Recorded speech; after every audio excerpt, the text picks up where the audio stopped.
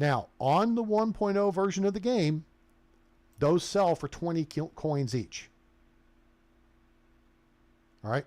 Now, as you make them, not only are you going to get points for gathering in survival, but then you're going to get points for crafting in production.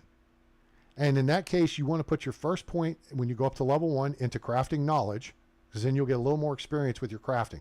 It says for more using workshop and smithy workstations, but I think you still get the benefit if you craft by hand.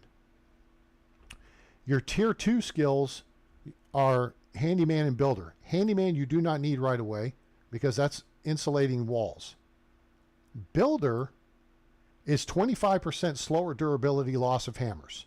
So put a point there. So by this point you'll be level 2, so you'll have 2 points to spend.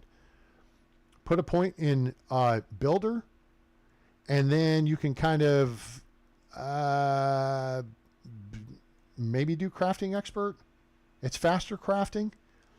This stuff here is just faster, and then builder trance is what you really want to get to because it's faster building. Unless you turn instant building on, then it's a moot point, right?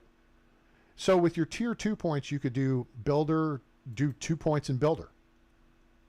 Because it doesn't start at 25%. I've got 3 points in it. It starts at like 10%, then it goes 15%, and then 25%. All right? So you're going to get a lot of points here and here by gathering and crafting stone knives. And you drop them in groups of 10. Then when you go to sell them, you'll get diplomacy points. And when you get your first level diplomacy, you could do diplomacy knowledge, or you could do diplomat if you want dynasty rep points. Okay. The key is to unlock tier 2. And this is more important once you get on the 2.0 version of the game because the prices are different. But you want to put, when you get level 2 diplomacy, you want to put both points into barter. Because then you get better buying and selling prices. It starts at 1 point is 10%, 2 points is 20%, 3 points is 30%. Better selling and buying prices. Okay. So collecting, you get survival points. Crafting, you get production points. And then selling, you get diplomacy points. All right. Now this will come slower, but these two come really quick. See here, I'm already level 10 production and I'm almost level 10 survival. These are the two you can max out the quickest. Diplomacy is slow. Hunting is slow. Look, I'm only a tier 4 hunter and I've been hunting the shit out of stuff, right? Extraction you can get fairly quickly, and farming you can get quick. All right. So stone knives are step 1. In spring of year 1, I highly recommend you kind of have a spot picked out where you want to build your village, and you go build your house. And this is why this is a great location, because you got access to flat open space. You can go a little further west, but then you're between Gustovia and Denica, which has the majority of your vendors covered. And you build your house, and then you want to build a farm field and just make it 10 by 6. You could go 9 by 6. Let me think. So a simple bag will last for, it's a durability of 30.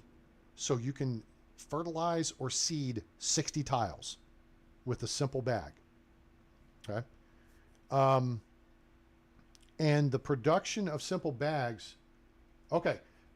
How are you going to fertilize it?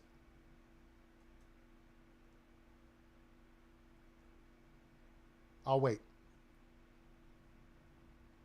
You could squeeze the collective heads of everyone in Congress and you wouldn't get enough shit to fertilize a 256 tile field. That's 1. 2, you're going to need a lot more bags to do it. And then a lot more hose. Well, because it's inefficient, in my estimation. Until you have the people, the manpower to work it, and the pigs to produce enough poop to fertilize it, there's no reason to build a field that big. It's insane. 10 by 6, though, again, pay attention here. There's a science to this. First off, you as the player can work a 10x6 field in half a day.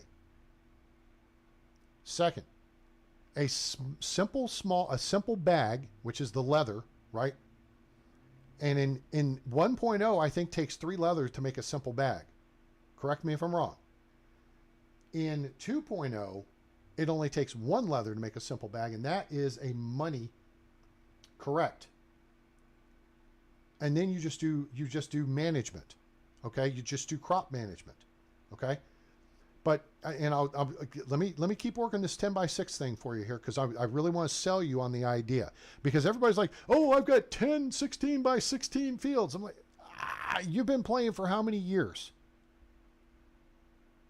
And you have to have how many pigs and put how much manpower into working those huge ass fields. You see what I'm saying? 10x6. Okay, work with me here. One small simple bag will fertilize the field. Okay, because the durability on bags is, simple bag is 30, and then a bag is 240, I think? Or is it, what's the bag? Do I have one on me? I do have one on me. The bag durability is 120.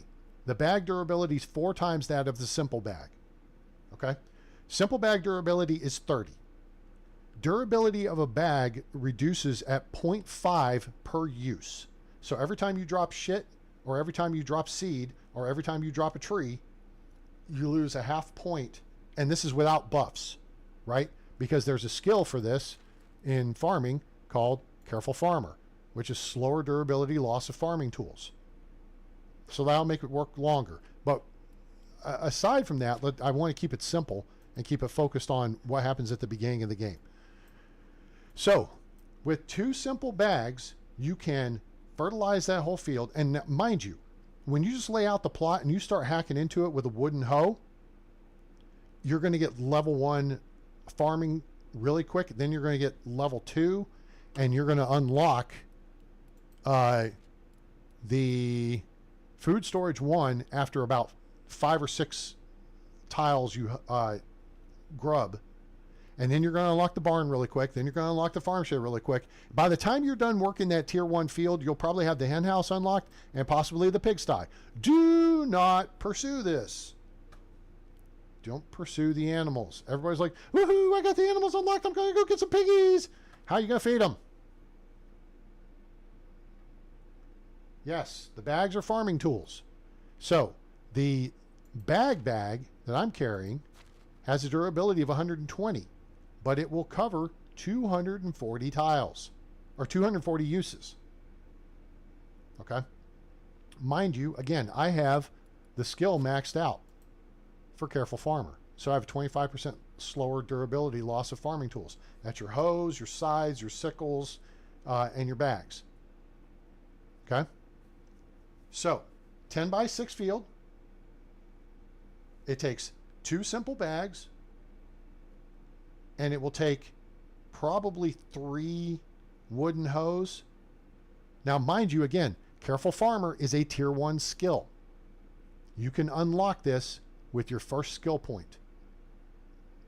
But those wooden tools and stone tools are pretty easy to manufacture. Quick, cheap, easy.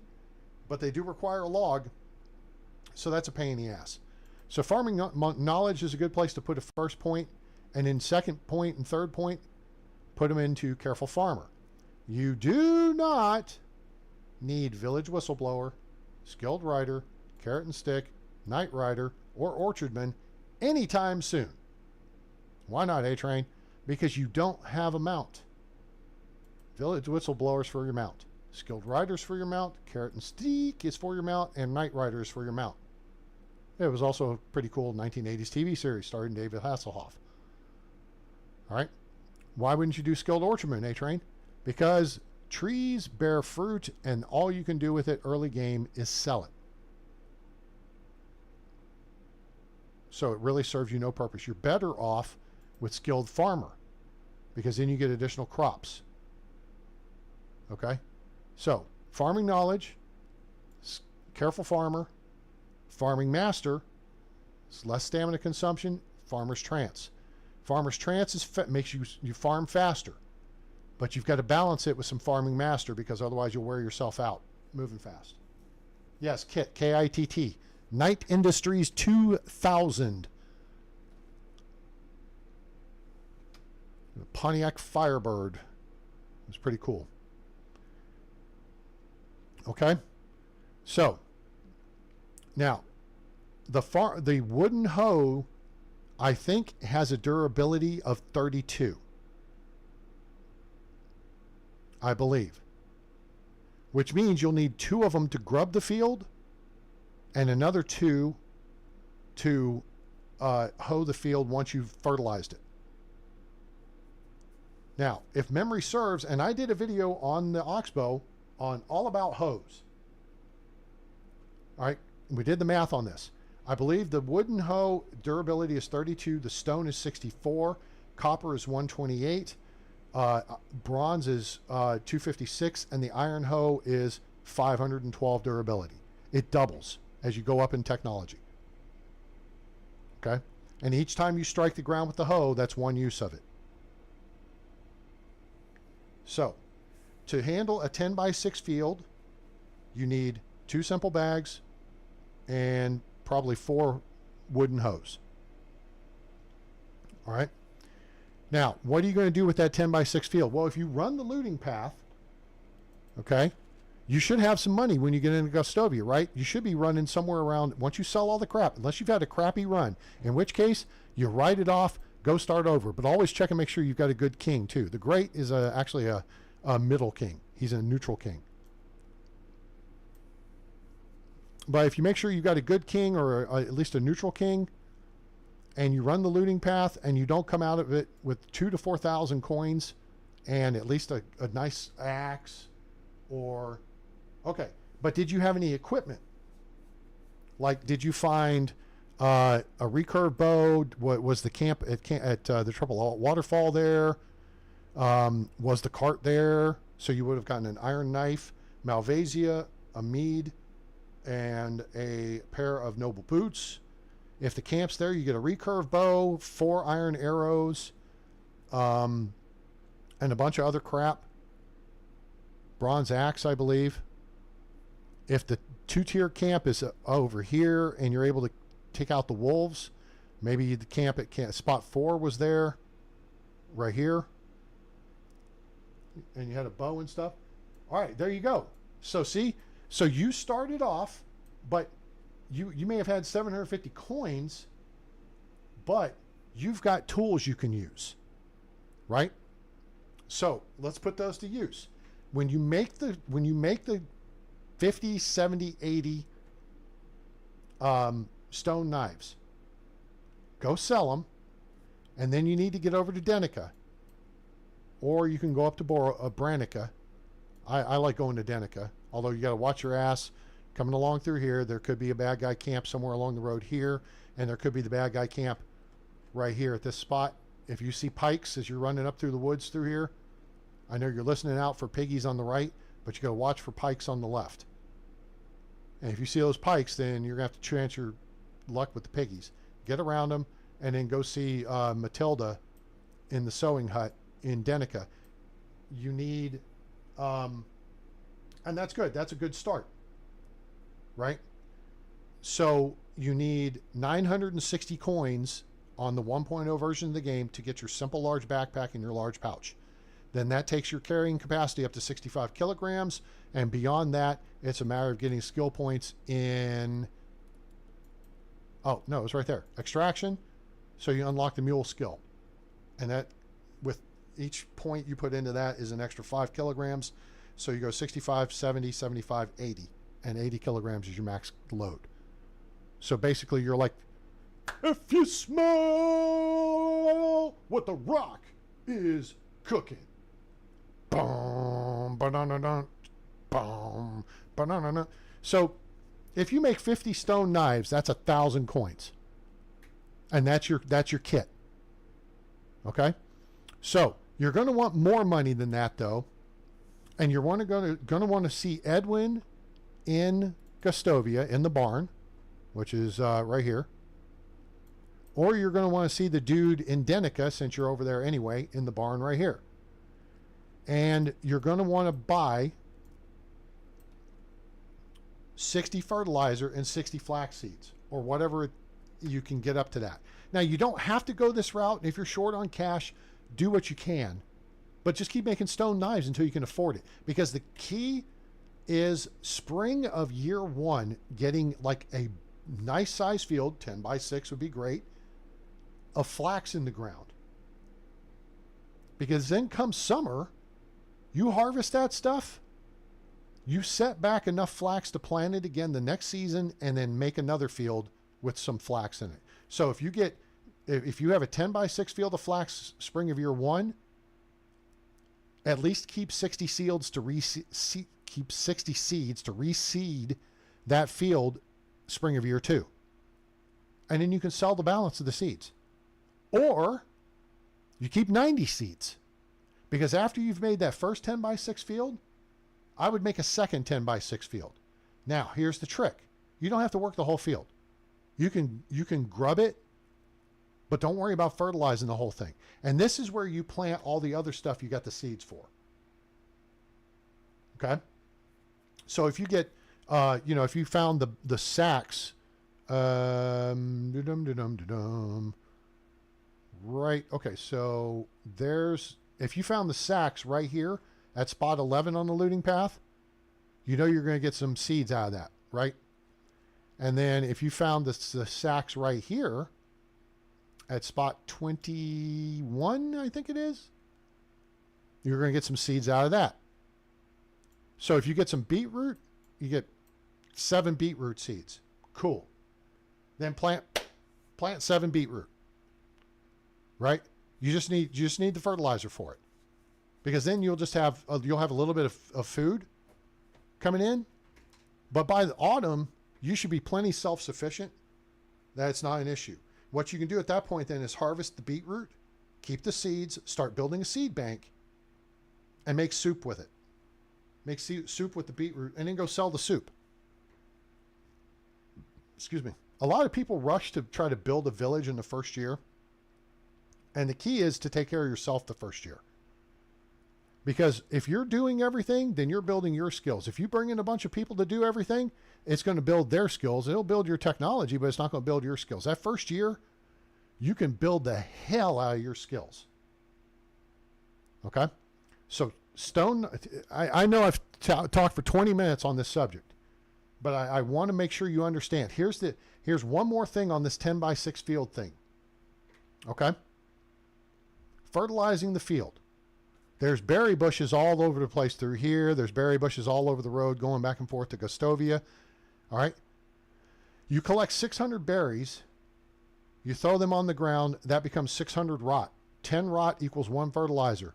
That means 600 berries equals 60 rot, or 600 rot equals 60 fertilizer. And there's fertilizer for your field, 10 by 6 field in the summer.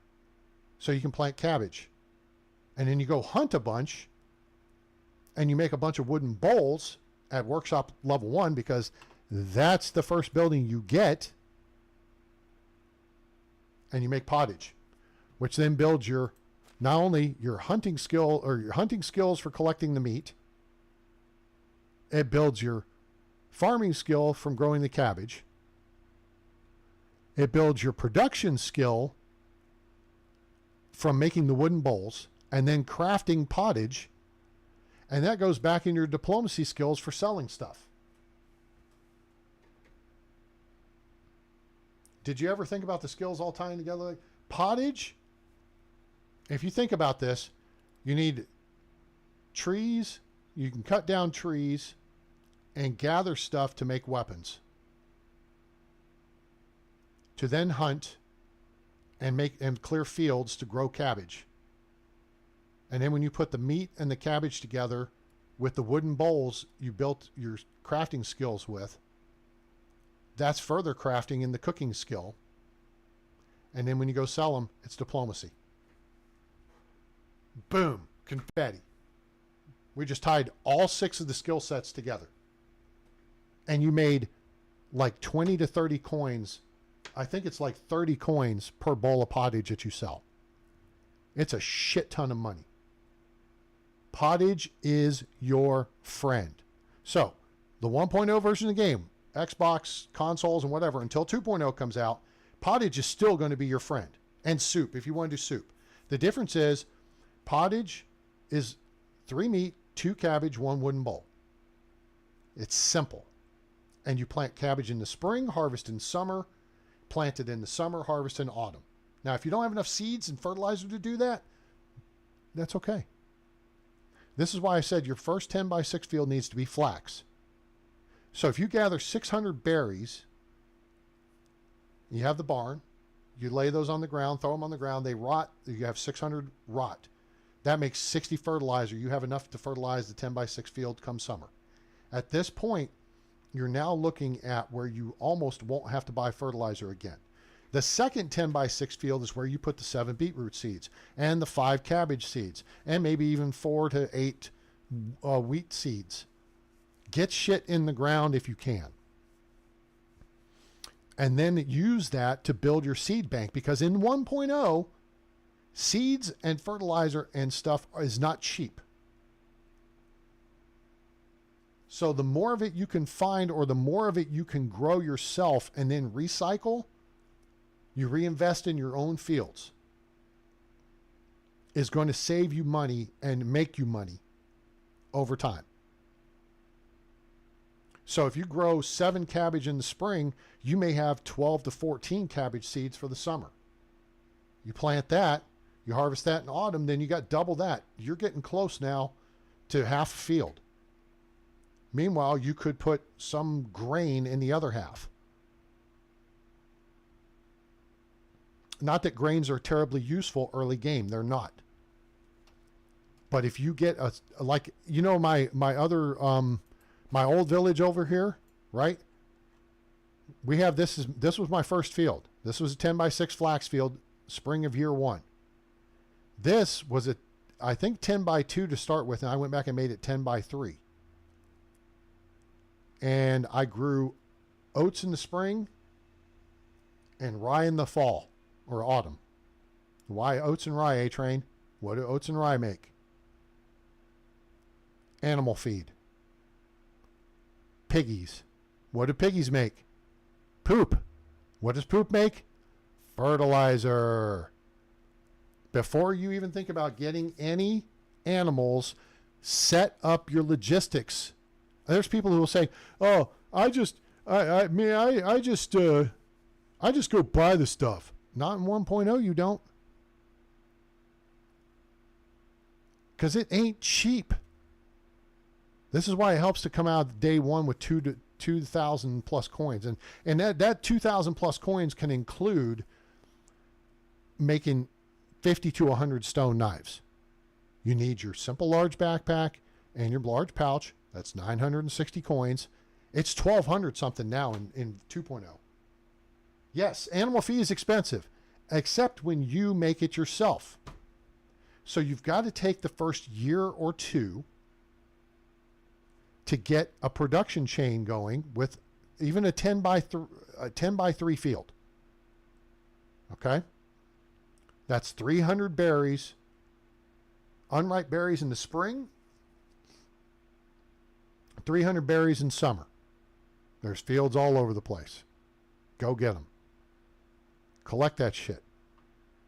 If you have extra meat left over that's about to go bad, here's a little trick that people don't know. Meat turns into 3 rot. Not 1, 3. 3. 3 is such a magical number. Just watched Spider-Man No Way Home the other night.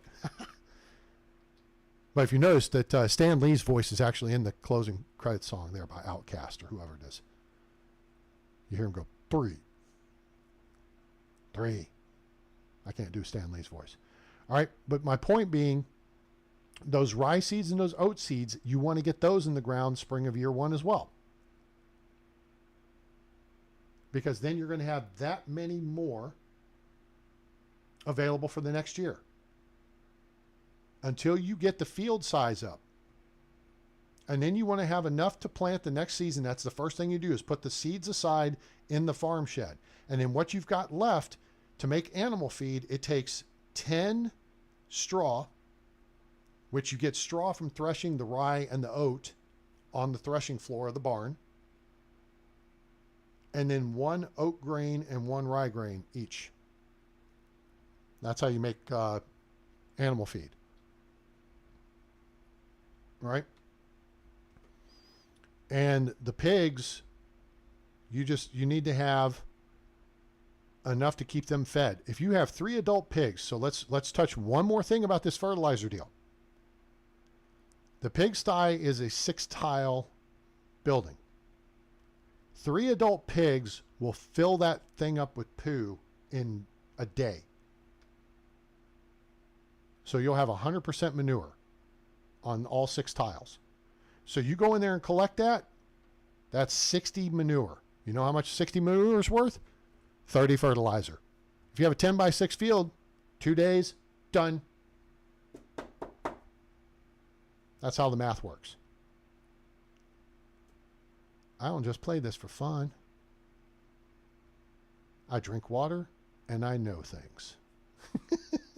I play to learn how the game works, because then it's easier to play.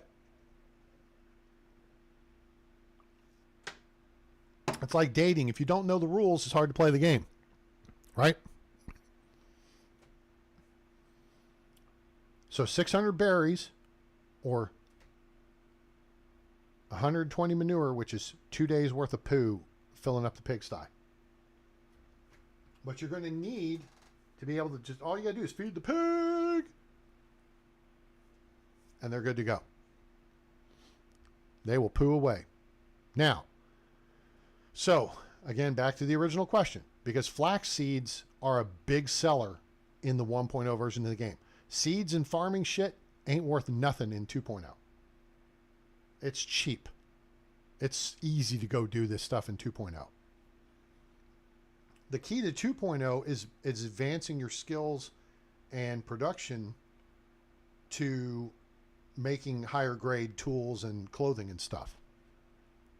But pottage is your friend. Soup is your friend too. Just pick one and, sell one and feed the other to your villagers, because they changed the order. In the 1.0 order, cherry pie, she's my cherry pie, is number 1 on the list in food, people's demand. But it's still all the tarts and stuff, the pies, which you've got to have the tavern to make. So then you drop down, you start getting the cheese and milk and whatever, and then the breads, which you got to have kitchen 2 to make. Well, now the devs listen to me telling people you don't need to bother building a kitchen 1 because you can make all that stuff in your house. Oh, well, let's give people a reason to make kitchen 1. Oh, okay. Let's do flatbread and flatbread with onion. Oh, okay. Yeah. But let's nerf it and not make it worth shit. 34-28. Next time you're on your game, look at the people's demand control and look where flatbread and flatbread with onion is. Flatbread is going to be about 22. Flatbread with onion is going to be about 18. Then it's worth it. But you got to have kitchen 2 unlocked to do it. Here, they put it in with kitchen 1, but they nerfed it. So some people, there's no reason to do this. There's no reason to do any of it with the current game mechanics regarding food. There's no reason to make anything at all. It does not affect the villager happiness. And they will eat whatever if you bring in some cheese you ripped off of some bandits that you killed, that will disappear first. And then the next thing down the list, and the next thing down the list, until each thing's gone. Unless you turn it off like this here. Make pottage. Or soup. In 1.0, soup actually ranks above pottage. And it should here too. I don't know why it doesn't. Soup has a higher nutritional value, has an extra benefit, because they have most of the food has, a lot of the food has buffs now. And it takes more to make it, and it sells for more. It sells for 50 as opposed to 40. Okay? Right. Well, the key is to get cows. So then you can milk the cows, and it's a 2-season process because you got to milk the cows one season, then put the buckets of milk in with the food storage, and in the next season it will be a bucket of soured milk. And then you milk the cows again, use the bucket of soured milk to make quark, and then you mix the quark with a bucket of milk to make cheese. And cheese, if you don't know this and hadn't seen it, a bucket of milk is actually 10 servings. So when you take 1 bucket of soured milk and make quark, it makes 10 quark. And when you mix that with a bucket of milk, it makes 10 cheese. And then all of a sudden you've got boom confetti and your people are happy, you know, and eating and getting fat and getting constipated.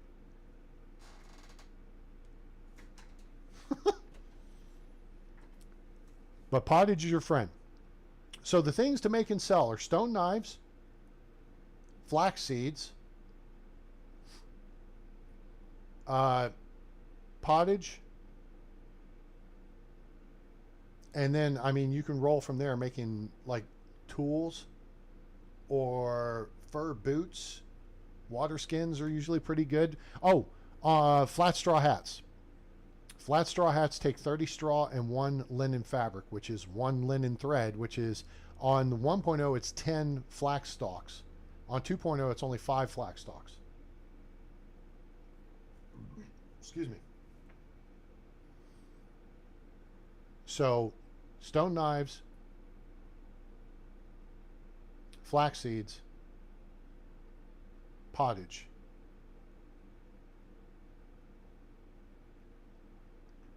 And then go from there. If you get your hunters bringing in a crap ton, remember, you're the most efficient villager you have. You can go out and hunt a couple of tatanka, and that's 160 meat.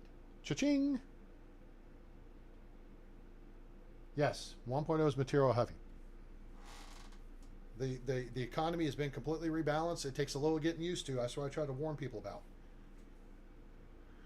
So, everything got reworked into people's demand list, but pottage reigns supreme. Now, when I get to that point, I'll be making wheat bread. But also, about that point, I should have the markets available. Yeah, market stall. I'm trying to get the kitchen too right now, because then we unlock all the bread. Wheat bread is your friend.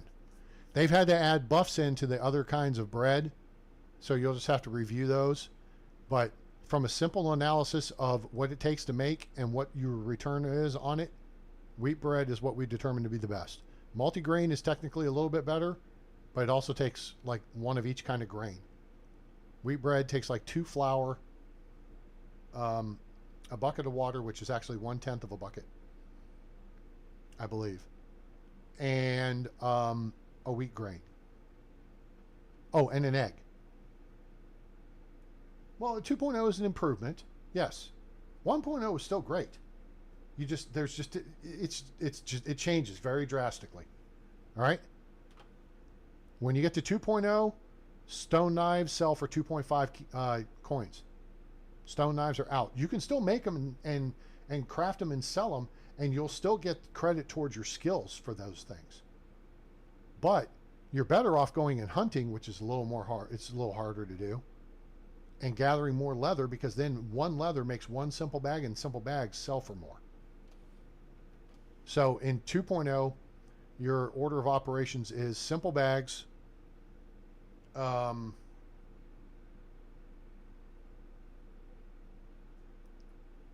say simple bags, then pottage, bags or water skins, and then start getting into copper tools, because you can gather copper with your excavation shed. If you're close to a mine or close to a cave, though, you gather the tin, so your guys can upgrade to bronze as soon as you hit level 2 smithy. And then in the sewing hut, fur boots are a big deal. They take 16 fur and 13 leather. So really, if you're smart, here's the problem: your hunters will not bring in much meat. Yes, you can. Your hunters won't bring in much meat, but they can bring in fur and leather. So you go hunt, kill a herd of deer, kill Bullwinkle and his girlfriend, kill a couple of Wizzent with, you know, iron crossbow shots to the head. Gather the meat, and you'll bring in 100 to 200 meat per time you go out. Your hunters, you could have 2 skilled hunters in your hunting lodge, and they don't bring in a dozen meat a day. It's ridiculous how bad they nerfed it because of multiplayer. Multiplayer sucks because they nerfed the single player game so badly. So you can't get hunting skill points and diplomacy skill points as easy. Part of the diplomacy thing is why I say typically I wouldn't get married early game. Bring in a bunch of chicks into your village. Just don't bring any snobs. Learn the personalities, learn the questions, learn the answers, and just max out your flirting with them. That's how you run up your diplomacy skills. All right. Did I answer your question sufficiently? I hope so. I need some high quality H2O right about now.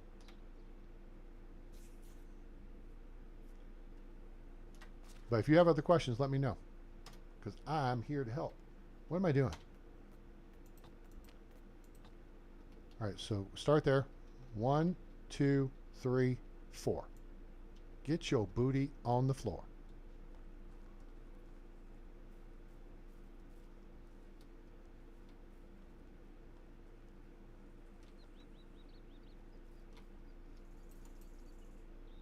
How far are we? Oh, I think we're going to be okay here. So here's the corner of our field.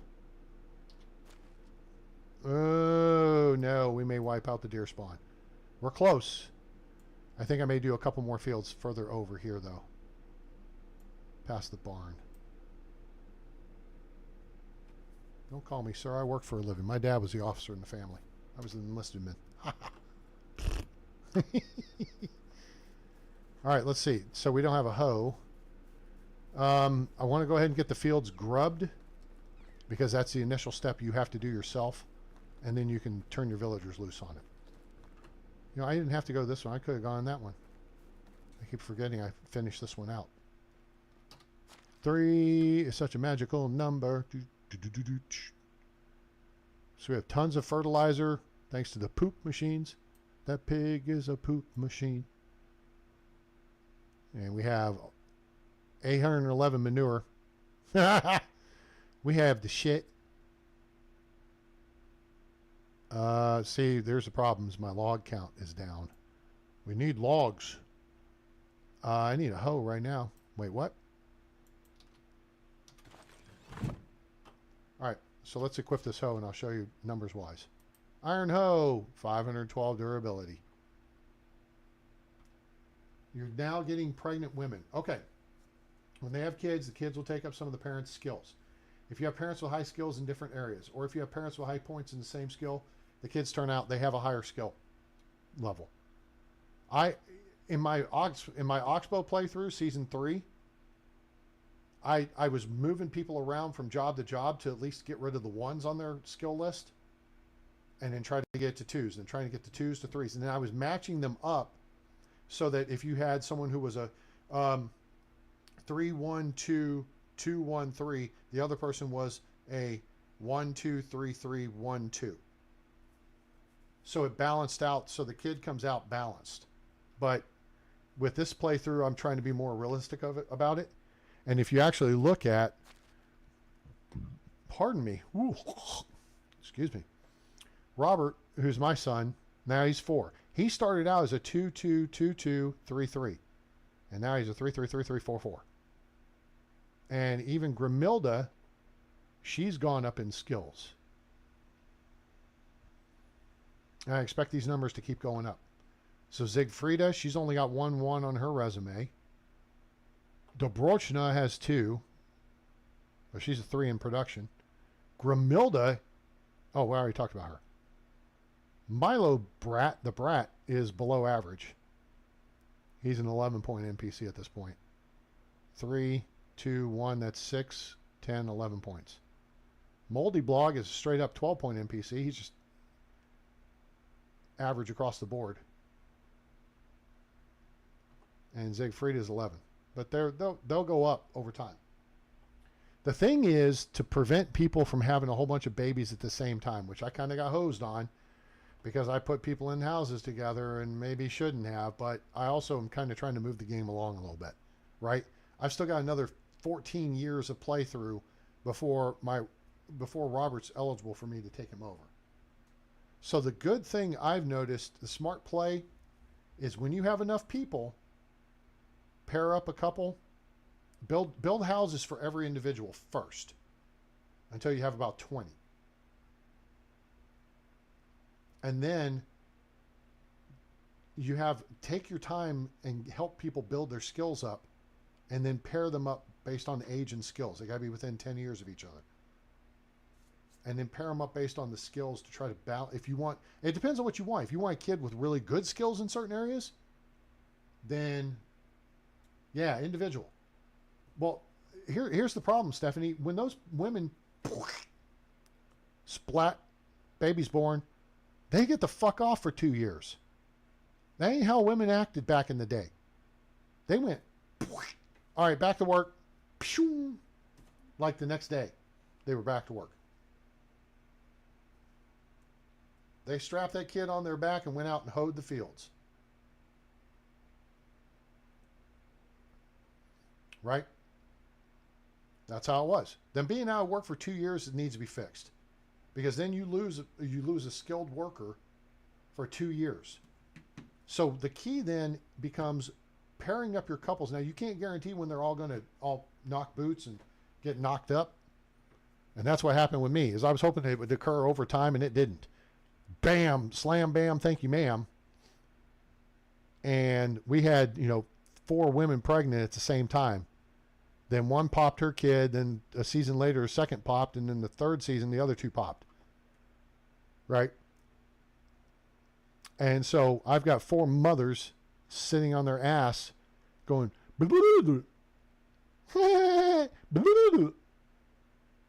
instead of being at work. So if you say the first season, I just pick a season whenever you decide, however far in you go. All right, pair up one couple and give them a season or 2. But because what happens is when you pair them up, typically it takes like a year or 2 before they'll get married.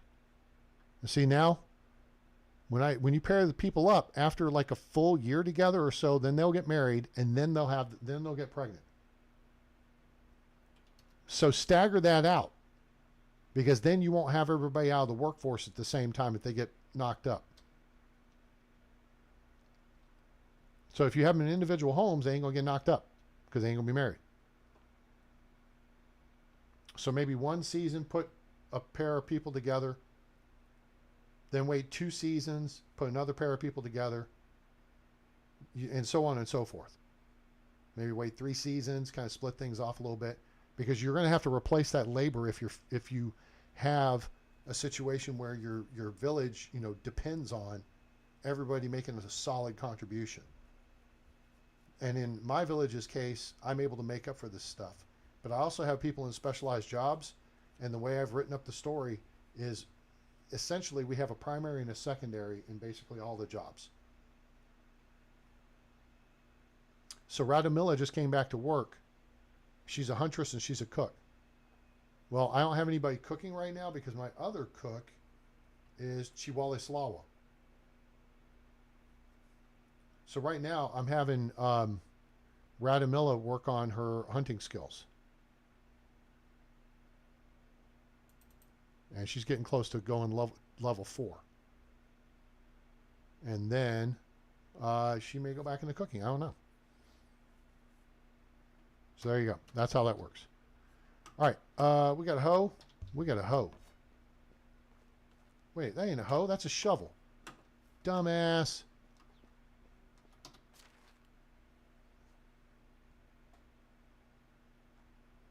Is it? It looks like that looks like a shovel. Damn, Skippy. That's a shovel.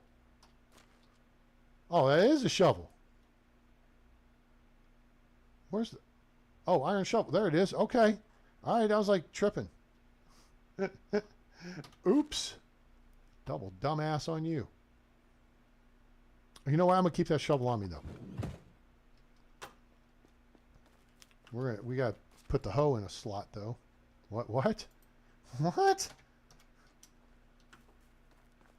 Now, the other thing I think I'm going to look at is if we come over here-ish and we face east-ish, like that, and we look this way, like that. Good God. Yeah, we got the pigs moved over. Yep, I hear you. What's up, Pamela? No, it's Kevin Bacon.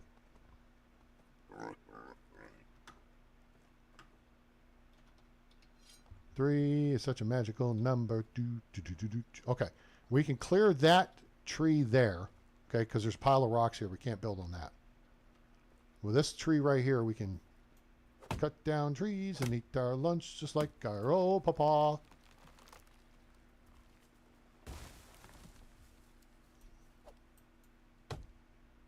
So hopefully now your gaming experience will be much better. And these are things I feel like, you know, if you know from the beginning, it's like, oh, I didn't know about this looting path thing. Maybe I should start over. Yes. I highly encourage it. Because 3 is like a magical number. Shut up, A-Train. All right, if we go, there's 3, there's east, and then there's south. Jesus, south is way over here. Okay, so I think right about here, right about now, the Funk Show, brother. Check it out. I want to have a little bit room for a fence. Don't take a fence. Speaking of a fence, don't need a fence. We need this. Oh, wait. Need a... There we go. Much better. There's like a... Yeah. Oh, yeah.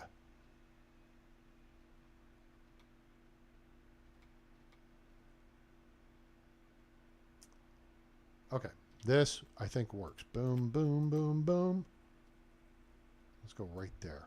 Nope, right there. Okay, then we're going to jog this way, 8 tiles, and then slide to the left.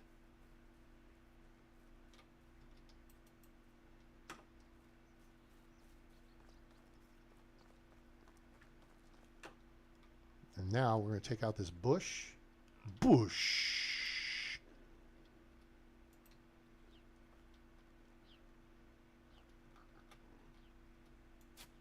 There we go.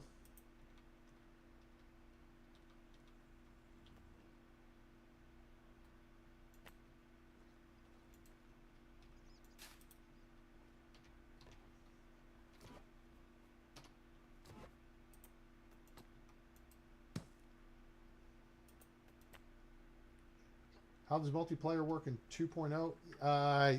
I think you have the option to go either way with it, really. You can kind of go either way you want to. I haven't played multiplayer. I'm not a big... it's just not kind of my... Part of it is I don't have people to play with. And I'm sure, you know, we could probably get a group of us together.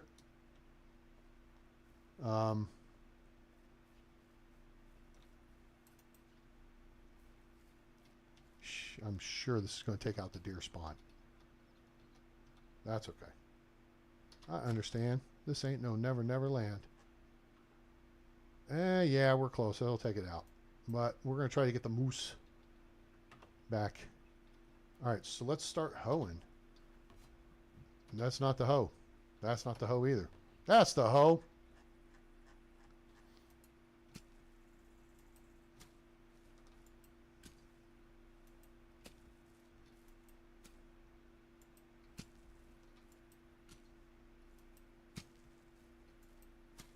So, what I've seen of it with watching Gwen play, Gwen the Shield Maiden, she and Captain Chicken Dance, Jules, and Vaste, they jumped in on the channel last week.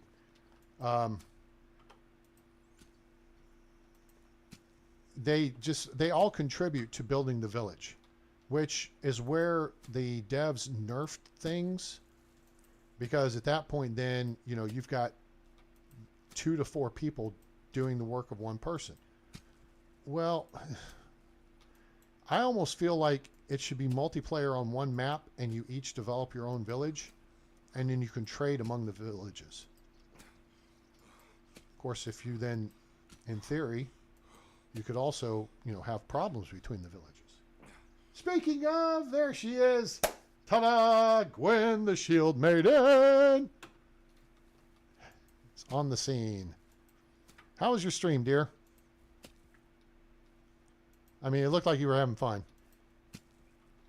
And if so, Gwen, go ahead and educate Stephanie on your thoughts on the multiplayer on Medieval Dynasty. It seems like, you know, the same people are vying over the same tools.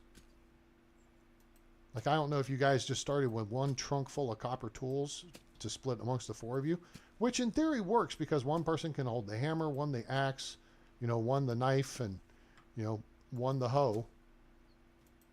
And you split up the duties and what have you. So Gwen can answer your question more intelligently than I. My knowledge is based on watching her play. Because 3 is a magical number. 3. Oh, jeez. Who's pinging me?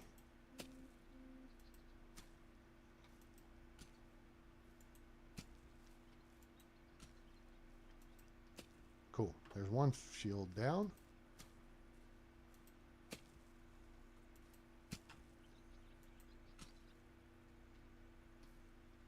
Well, yeah, I mean, and the experience gets split between the 4 people.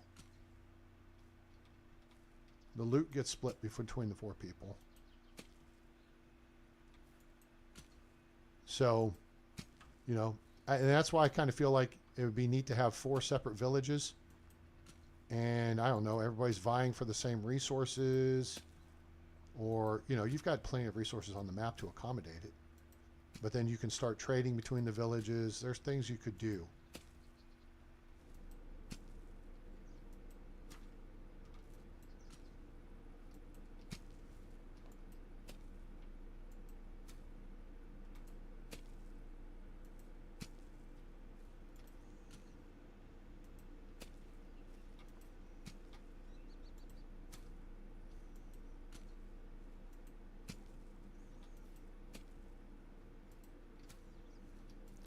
Hang on a second here, Glenn. As soon as I get done hoeing this field, I will take you on a tour of the new village. Because I'm really feeling it. This is part of the reason why I was like, oh no, Autumn did not buy me. Yeah, no kidding. Oh, so this is good. I'm just going to finish hoeing this field here. These are going to be the community fields. So we're going to have 4 10x8 fields, and these are going to be for grain crops only. The vegetable field gardens will be in people's backyards. I am really pleased with how the village is coming together, though. We've got about half the people moved over. And now I just need to move the other half. And the chickens. And then we can start dismantling the old. I want to have everyone over by winter. And it's day 6. And then when we go to winter, I'm hoping to be back to 3-day seasons. Maybe 4. But I'm pretty sure we're going to be good for 6. I mean for 3. Alright, so there's another field. So let's take you on a tour. Let me whip this out. And we'll start back just where we started earlier.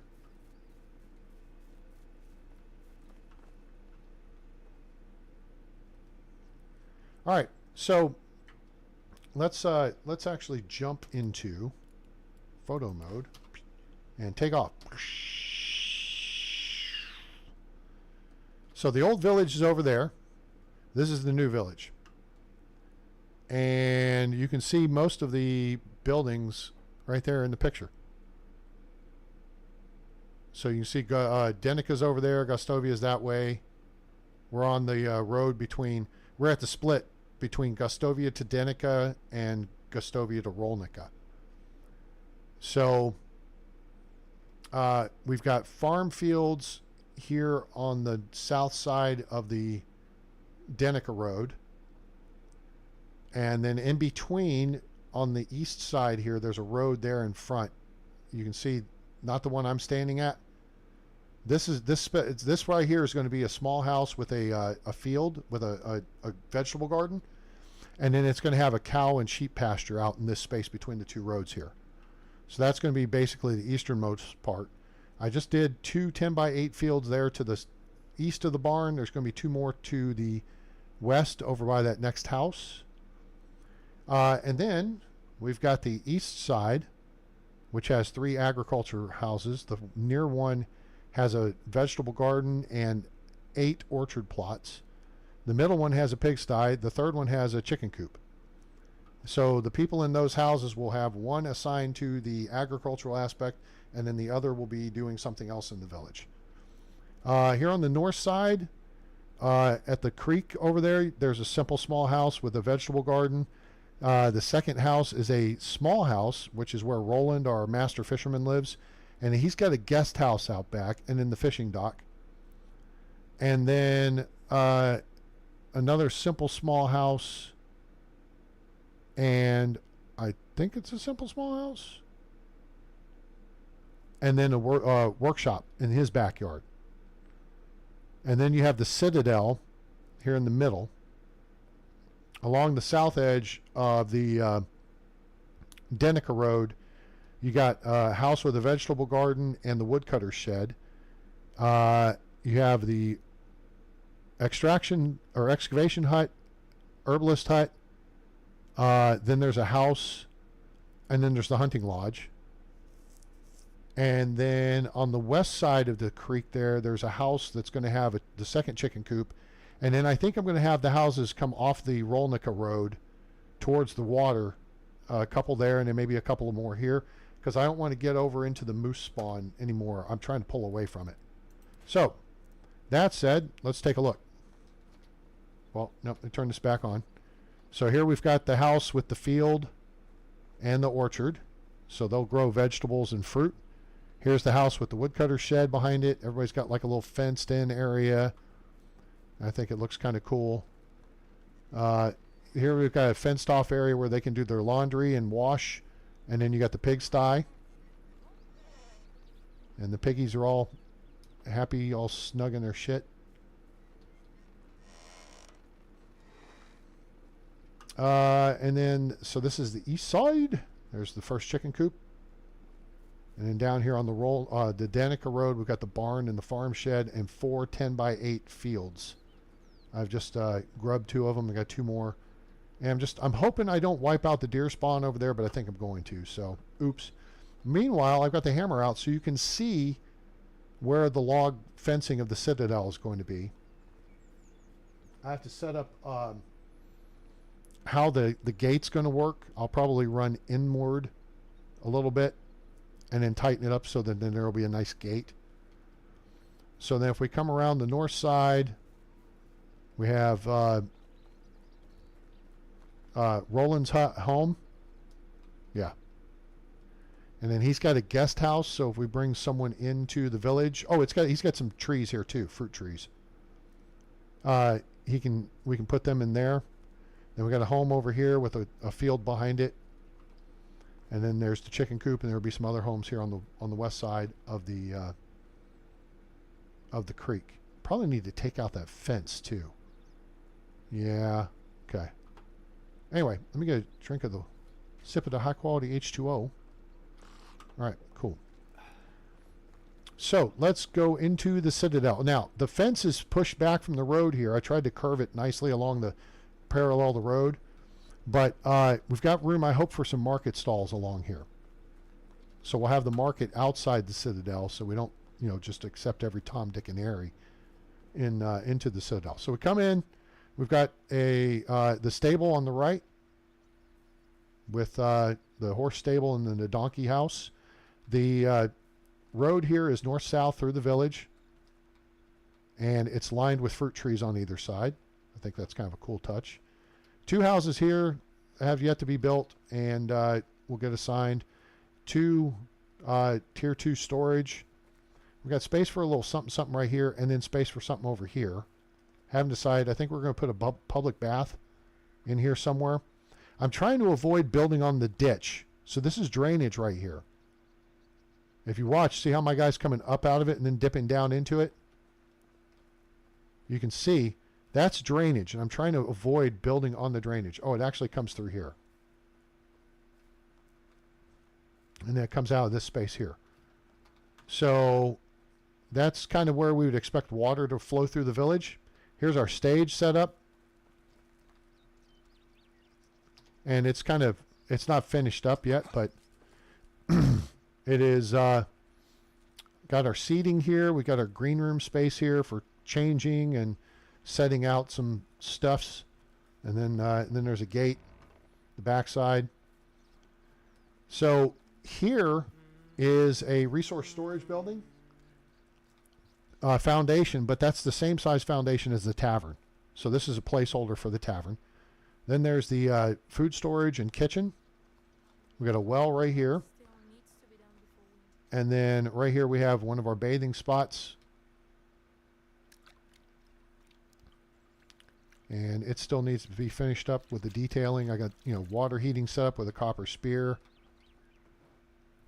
And that spear pokes through this wall, but once I put the wooden wall around the outside, it won't. So let's kick this back up, and you'll see there's the wall right there. This is my house here, and I've got a farm field behind it for vegetables because I'm a farmer. And then this is my brother Sobibor's house, he and his wife. And he's at the village smithy, so here's his smithy. And then this is our cousin Neslawa's house. And then there's the sewing hut because she does that. Here's our south gate, which I do have laid out, as you can see there with the notch and all that. And then we have the hunting lodge. We have, whose house is this? This is Swybor's house. Cousin Swybor. He is Neslawa's older brother. Then the herbalist hut, excavation hut. And then we did a little fence around this area here. So these people they have a garden in the back to grow vegetables, and it's a little hinky because, you have to set the north, south, east, west fields, and then we notched in the woodcutter shed. Ideally, this would be a couple where the woman's the gardener and the man is the woodworker. And that, we got front gates, back gates to most things. And then we got the other 2 10x8 fields here. That'll be eventually, wheat, rye and oats will alternate a field, and flax. Probably won't need all 4 fields for our size village, but I have decided that our village has gained a name for itself, and we will probably be picking up some new villagers who want to come in. But I have most of the family inside the citadel. So, and then here's another one of the drainage things I was telling you about. So if you look here, I got the wall curving along, kind of nice, along the road there. But this is another drainage ditch. So this path is up on the right side of the ditch. And then here's the ditch. You see a little dark area. So if it rained heavy, or snow melt or whatever, it would just be super cool if water ran through this and then off. The only problem is it would kind of run into the foundation of that house. So, but since it doesn't, Anyway, so that's the village layout. We got some. Oh, I like this. How the curve of this fence came out too. Kind of comes around, and to me, this feels more like a medieval village than the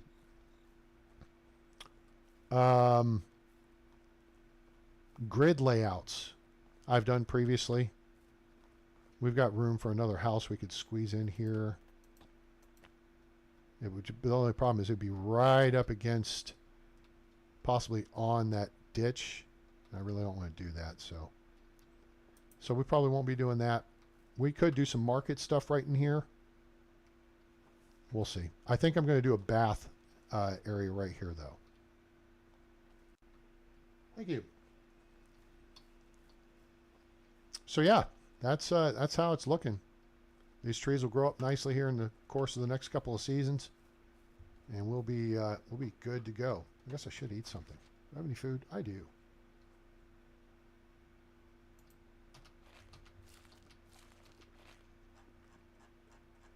And then, how's the food situation in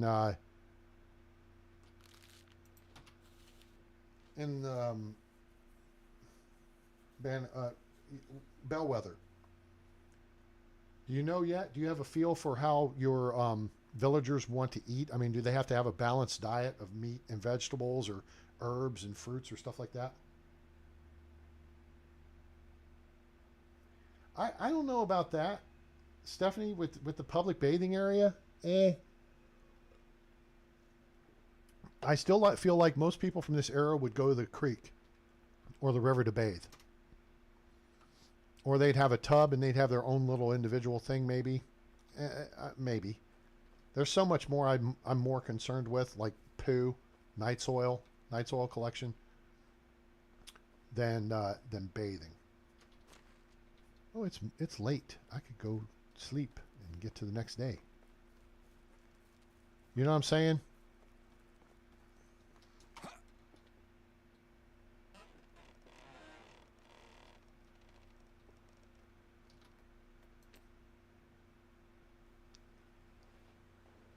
Uh-oh. Weather sounds icky.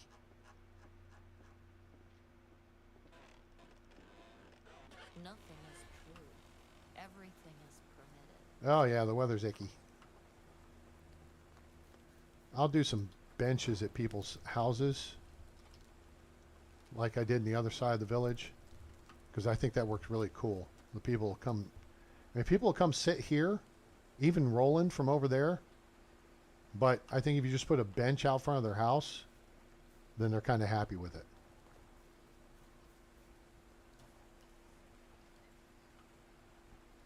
So if I go back to the, nope, not that, that. This is convenient. Once I get everything done, then the big wall goes up and we'll be good.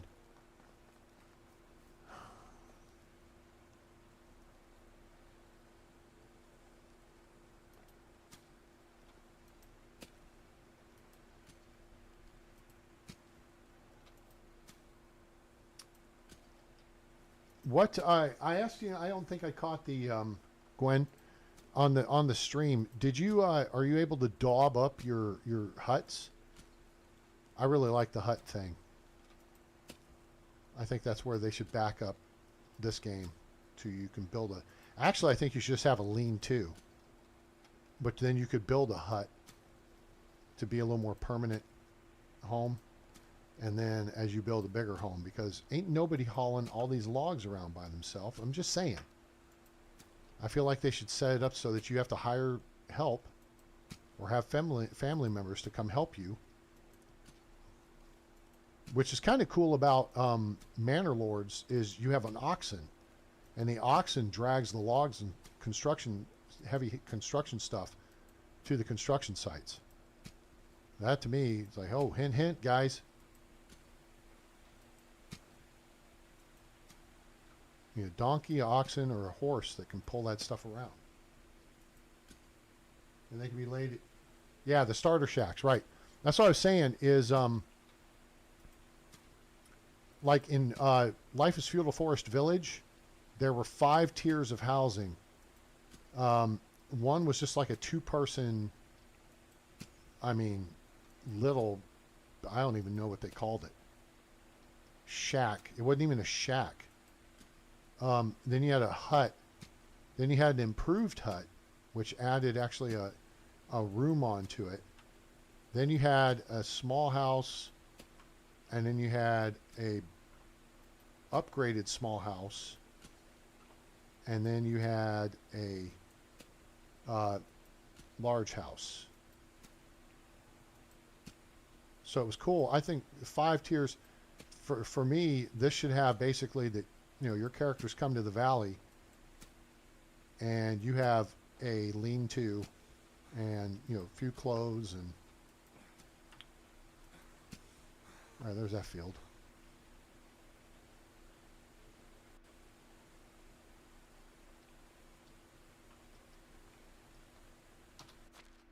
Let's see what our skills look like here for farming. Oh yeah, we're getting close to... Wait, was that 9? Are we tier 9? No, tier 8. I'm so glad I settled down here. Yeah, it's... Now, there's just the technical aspect of it, right? How do you pull them along? I've talked ad nauseum on the stream about, okay, here's what it would take to build the cart. Here's the parts you would need. Or you could cannibalize parts off of ones that you find crashed on the side of the road. And the key pieces are the wheels and the 4 iron pieces that hold the frame together. And then you just need logs and, you couldn't make those pieces until you unlocked like Smithy 3.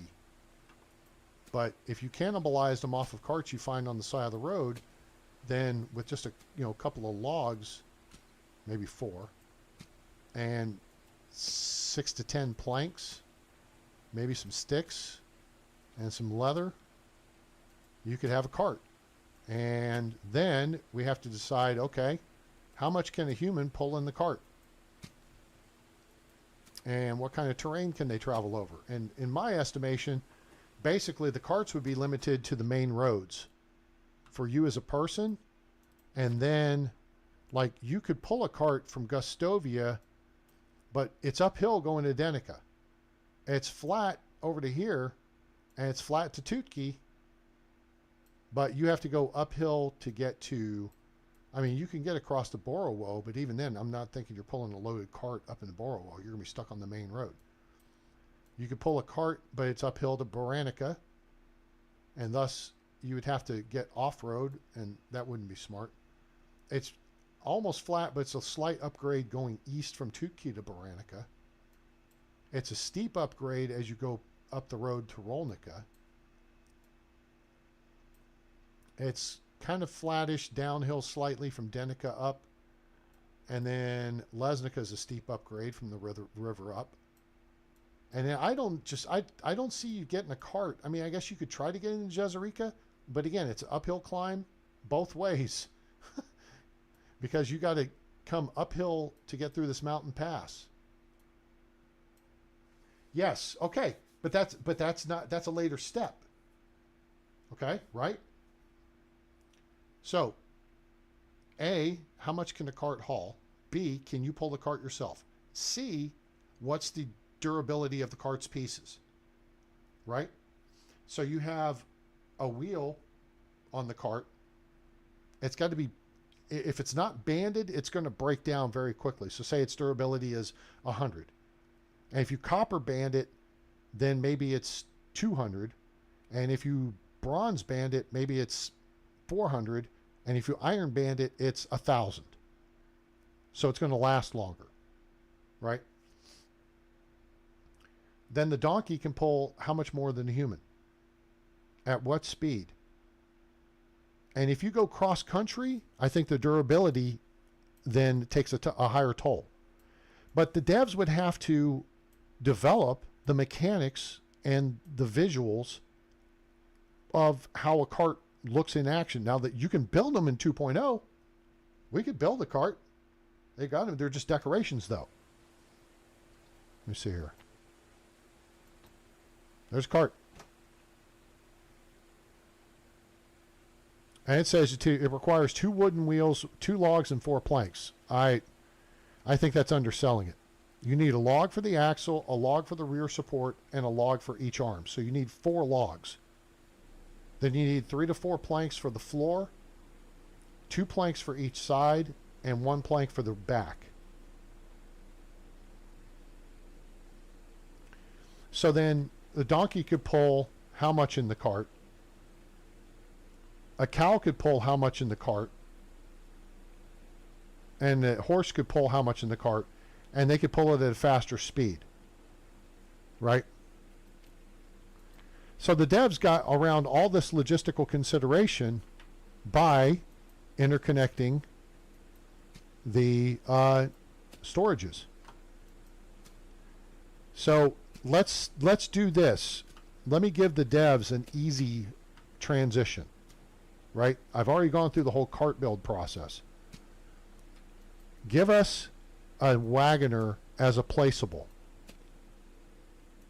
that we can put at our village, and then we can dress up like a bus stop like they have on the Oxbow, which look really cool. Here you just have the Wagoner standing by the side of the road. Okay, good enough, right?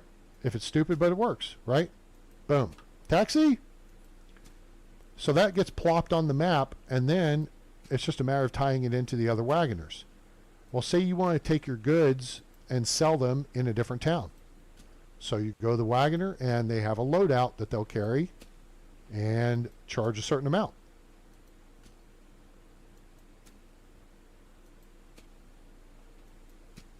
Because he charges for his services.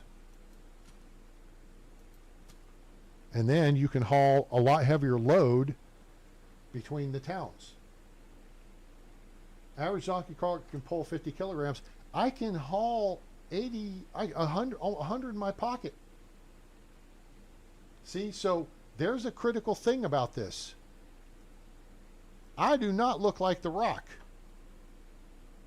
Okay? Nobody in the game looks like The Rock. And I can do math and say that 80 kilograms is like walking around with what, like almost 200 pounds or something?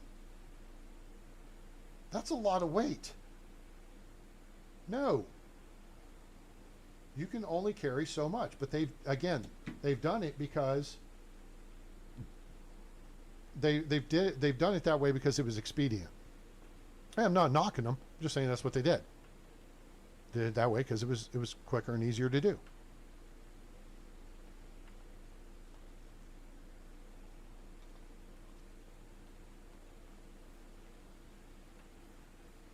Okay, cool. All right, that's got those fields done up. So let me think here. I'm going to name these fields. No, it's not going to be Sally. That girl. That girl. South 1, South 2, South Ferry Road. Yeah. Going down again, South Ferry Road. It's a great song by the Hooters. Field 16. Okay, so let's go here. Field 16 is south.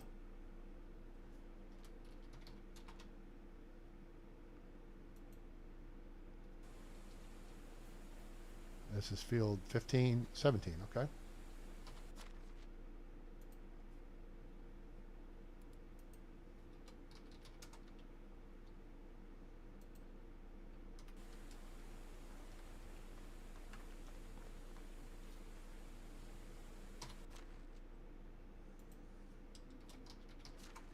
Whoops.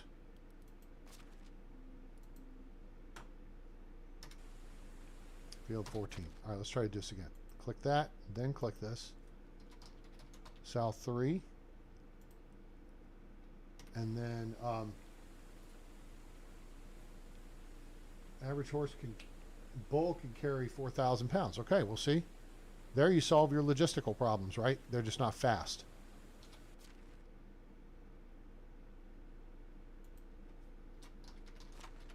Damn it, I did it again. Broke the window with my head. Wait, what? A-Train, what are you saying? Watch a night at the Roxbury. Just saying.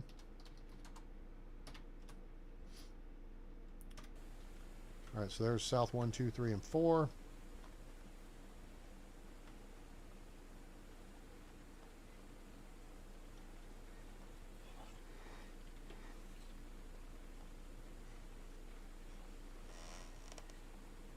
I'll come up with names for these. So you see the complications, and there's ways to work it out. And then there's the aspect of, well, what are they going to do?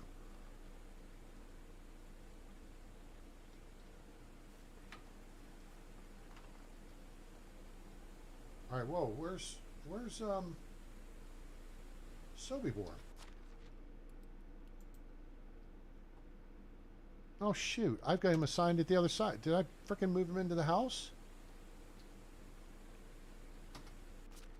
I did not. Well, what time of day is it? It's midday. Sobibor is married to Radamilla, I think. No, Bogdana. Oh, that's right. He was the late arrival. That's right. Okay, do I have people in excavation 2?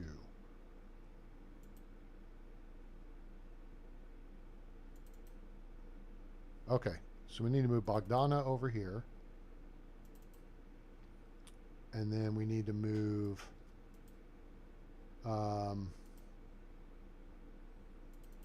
Sobibor over to here.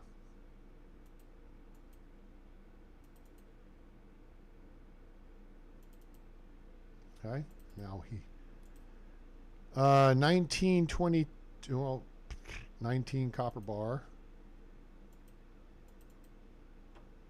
19 for copper bar, 22 for 10 bars.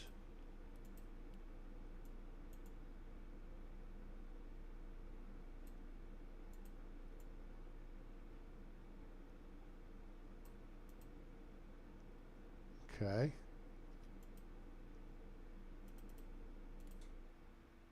And 13 for bronze axe and 27 for copper spear. I may have enough copper spears. Just making those so we can use them for decorations.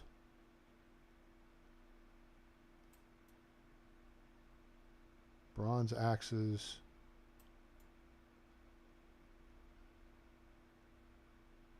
Cool. So let's look in storage and see how many copper. We got a couple. Okay, a couple more won't hurt.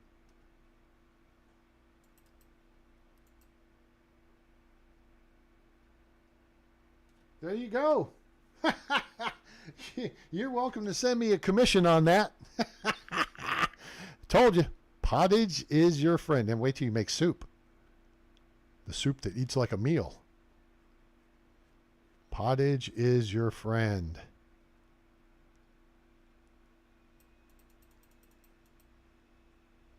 And then what are we making? Bronze axes. I need to ask you a question.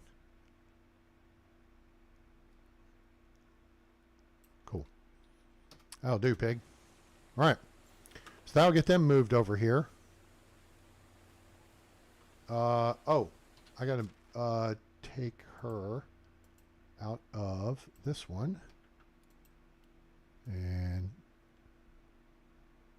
44 clay and 56 stone. We're going to reallocate that to put. So here's what I was saying about copper being available in the excavation sheds, which is kind of stupid if copper's available and stone's available, but tin and salt are not available, because you just walk into a cave and there it is.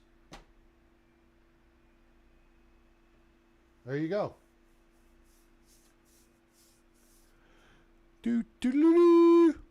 Winning. Here's the thing, though. Are you familiar with riding a horse?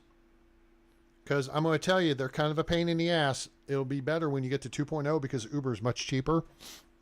And on the Oxbow, I don't feel like you need a horse. But even on here, it's better to Uber around because the horse is a logistical nightmare. Wait, what are you saying, A-Train? Why the hell would the horse be a logistical nightmare? Try riding along Wolf Ridge and tell me how that goes for you. Can't find what again?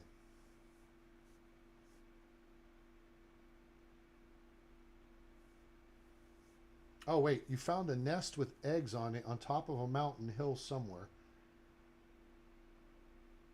That's not normal in this game. What? I've never seen nests with eggs. Oh, no. Wait. What am I thinking? There were nests with eggs. They just don't have them here in 2.0. Or I haven't seen them recently. That's a 1.0 thing. I remember. I guess I remember that. Oh, wait. Stephanie, were you playing Medieval Dynasty or Sengoku Dynasty? That's in Sengoku Dynasty, I think. If you were playing that, I think maybe you confused the two. I could be wrong. Now there's a bird's nest on top. Oh, okay. Gwen, hey, thanks for stopping by, dear. We appreciate you.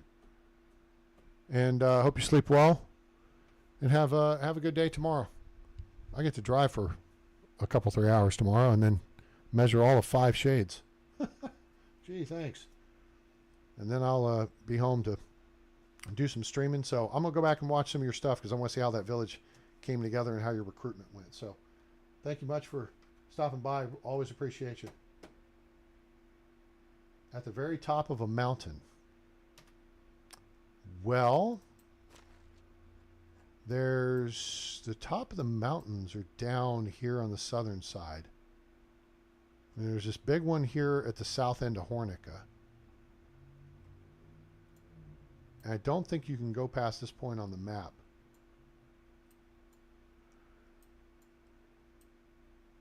There's the mountains over here. I bet it's this one here south of Hornica.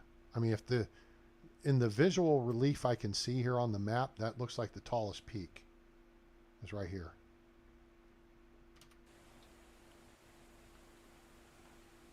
Okay, so we fixed that problem. Bum, bum, bum, bum.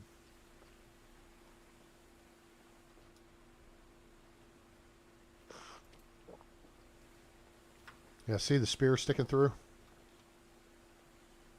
If you throw the spear at the wall, that's how, I mean, they stick through it. So in this case, we're going to have that. We're going to have the log wall will conceal it. The log fence. Bum, bum, bum, bum. Oh.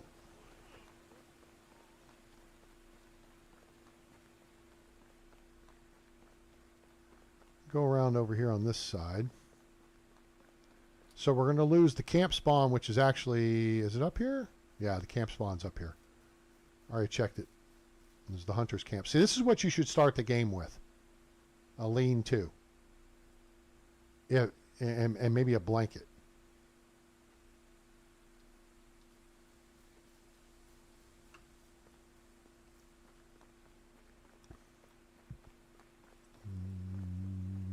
Do, do, do, do.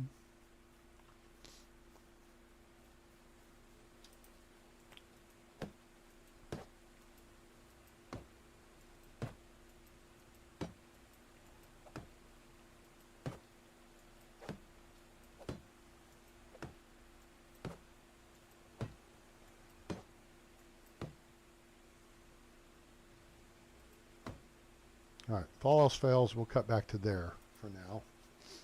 And then we'll reevaluate on season change. I want to get the moose spawn back. That's just easy food for us. I already kind of started clearing here. So if we want to do a couple more homes with agriculture, I mean, if we do something like what we've got with the chicken coop, we could start that on the angle. See ya. That nest was hovering over the peak. Huh.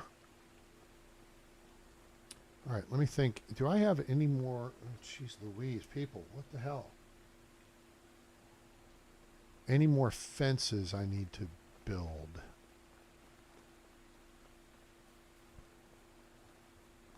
I don't have the cow pens. Oh, yeah. There's a fence right there I need to build. I don't have the cow pens unlocked yet.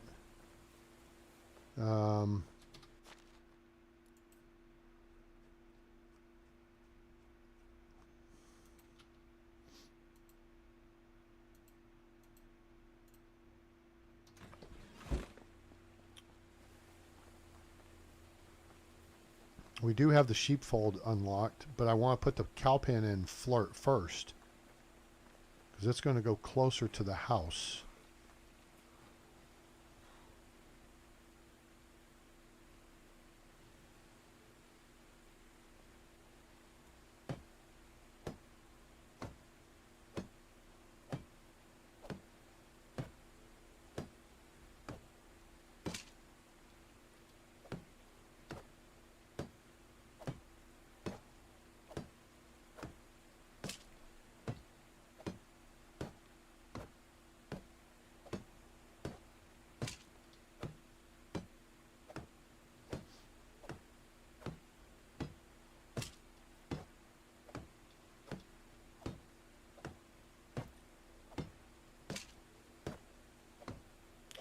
So anyway, yeah, so you're going to have to be careful on that horse.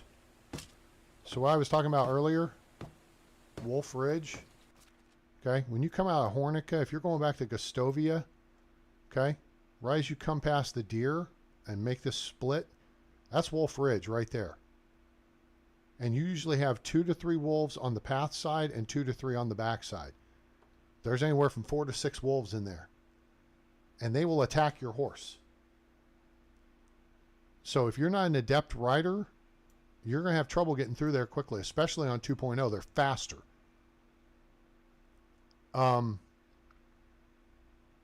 But what I do in those situations is I'll dismount short, go up and eliminate the threat, then go back and remount and take my horse through. So to me, a horse is a lot like a tank going into a city. Infantry's got to go clear the path ahead for the tank so the tank doesn't get blown up. So it's difficult to ride a mount through a hostile area when the primary threat's really to the mount, and then you're out several thousand coins. So I don't know where your village is, but do you wait. And here's how you could save it. Okay? You ready for this? There's a cheat that you can use to save it. Okay? Go to where your village is, Uber back across the map, go to your village and use the village whistleblower. Then your horse just poof, it appears and it walks up to you. It could save your horse's life and save you several thousand coins.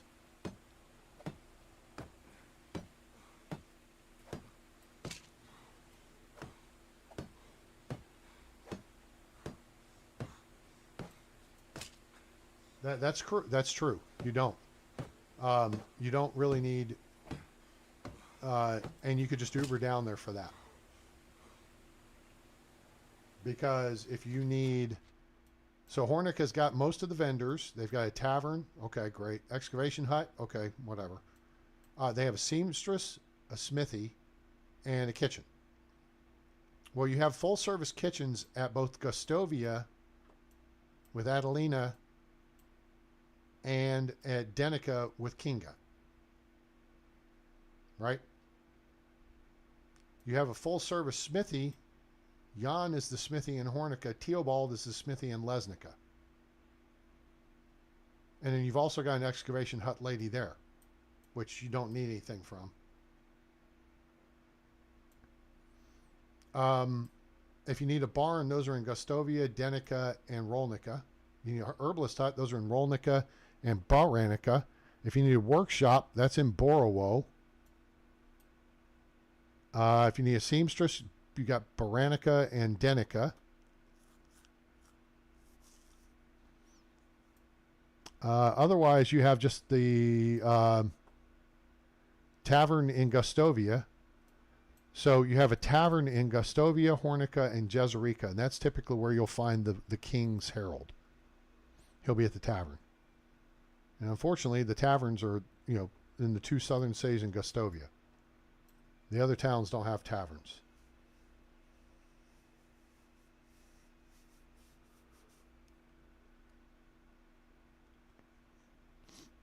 So, and if you need animals, the only ones that are in the south are horses at Hornica. Cows and geese are in Gustovia, chickens in Borowo, sheep in Baranica, donkeys in Tutki, pigs in Rolnica, and goats in Denica. So all your animals, aside from horses, are in these northern towns. Life in a northern town.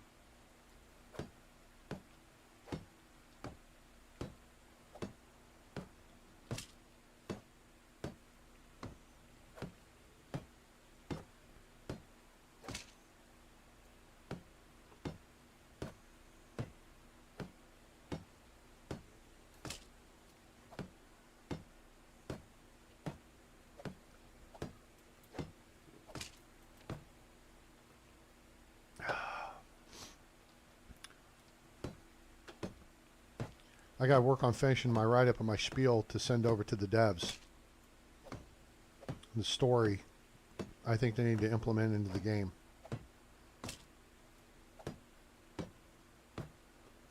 I think your drive, well, it should create a path for you as the player to become the Castellan.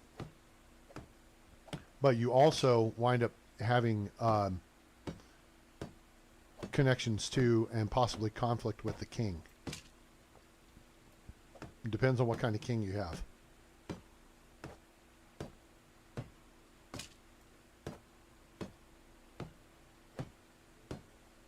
I was talking about that a couple times this past week. So I've got that written down in my handy dandy notebook. Oh, the axe on the side of the hill? Yes. Let me, actually, I can show you right here on the map. All right. So as you come into town, you just, there's this rocky outcropping right here, and it's right here. So basically it's like the third outcropping over. And you'll see it from further away because there will be 3 things of limestone and like 2 stones beneath it. It's hard to see the pickaxe, but you'll see stones beneath it, and that's your hint that it's there. Just like the bronze pickaxe in the tunnel on the looting path. I don't know if that occurs anywhere else on the map, but those are the 2 locations I'm aware of. I mean, I'll show you. But yeah, that's actually where it is. That's where it's at. Where it be, what it is.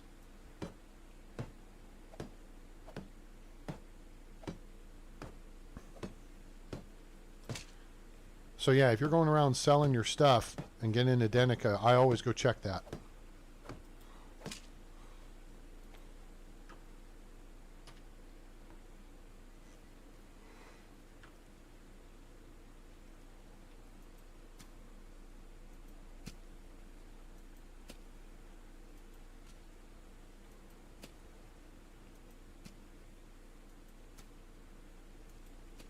We'll have everybody's house prepped up for them here. May go dig up some clay because we need to get daub.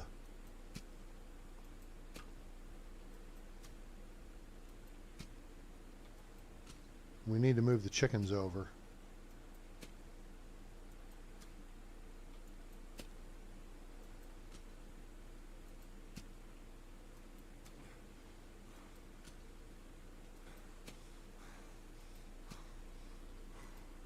Done. Hooray. All right, that yard's all set. So see, there's room back here for like a clothesline and a clothes washing station and all that. And then over here is where the cow pen will go. And the sheep pen. I think one of them will be along here. I may put them on a north facing axis. So like they're both at the same point length, like this way, east facing east, right? So the backs of them are up against the fence, and then the fence will just parallel the road, and it'll look pretty, and it'll cut across, you know, about here. Doesn't have to be a huge. They don't use the whole space in the you know, in the deal, and then the fence can come back along like this. And then it'll cut back in like this. I think that'll look real nice. And whoever's in this house, one of them will take care of the cows and the sheep, and then the farmers in the village will take care of their field, simulating them taking care of the field.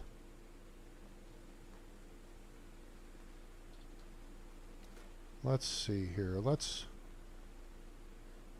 jog, jiggity jog.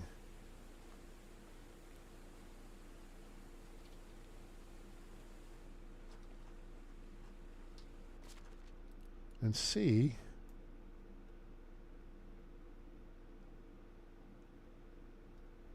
oh my god, we've got a shit ton of frickin' wooden bowls. Yikes! Honey, I need you to make something different. Oh, my wife is cranking that shit out. How many buckets do we have? Not too many. Let me go fill them up.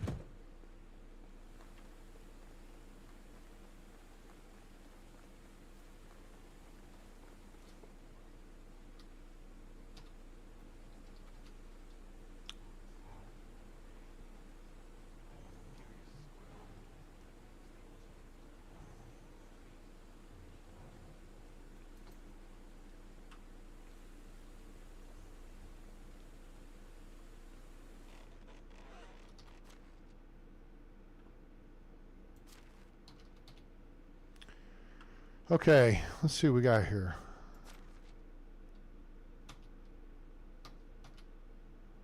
What am I carrying? Oh, I got a bunch of sticks on me. Hang on. I need to ditch this stuff. That is just really difficult for me to run around in third person. That's why I'm just a little bit concerned about my ability to play Bellwether. Let's ditch that. Let's ditch those. Let's ditch that. And that fixes a lot of the... Ditch that. That'll fix the rest of it. Okay. 25 kilos, and that's in part the cabbage. All right.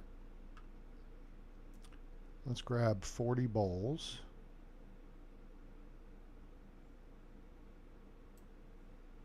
You know what? Screw it. We're just going to grab 80. In fact, here we go. We basically got 80 right here.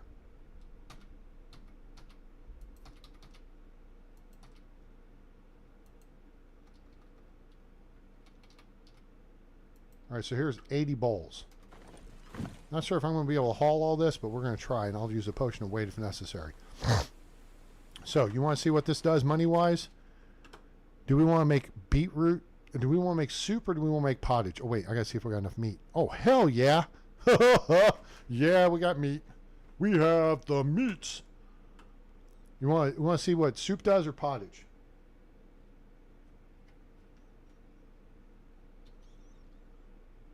Why don't we do half and half? So for pottage, it's 3, 2, 1. 3 meat, 2 cabbage, 1 bowl. So we're going to make 40 things of cabbage, so I need another 56 cabbage. That gives us 80. And then I need 120 meat. Okay. And we'll go make this real quick because that'll make it lighter.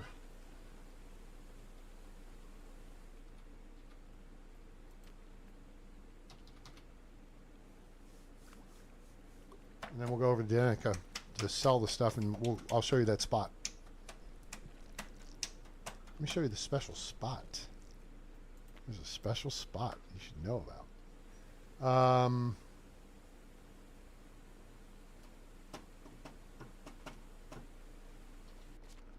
Oh shit, we ain't gonna make it today if we don't frickin' haul ass.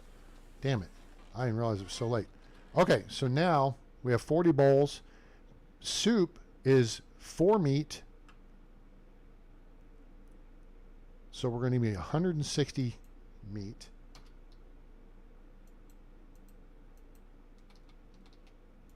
And then 3 beetroot. So we need 120 beetroot.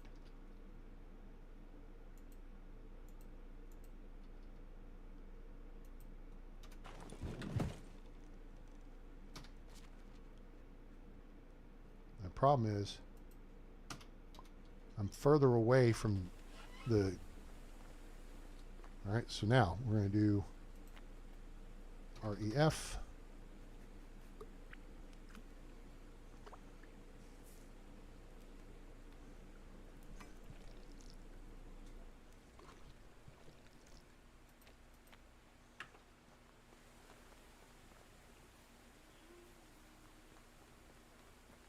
You know what? We're not going to make it in time. So here's what we'll do. We'll just sleep, and then we'll wake up in the morning and we'll go over there. Kid, what are you doing out here in the rain? I'm inside. Available in 26 minutes. Great.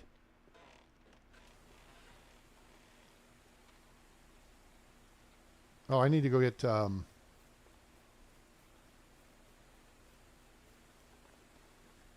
put some stuff in resource storage that's actually for my wife. So let's see.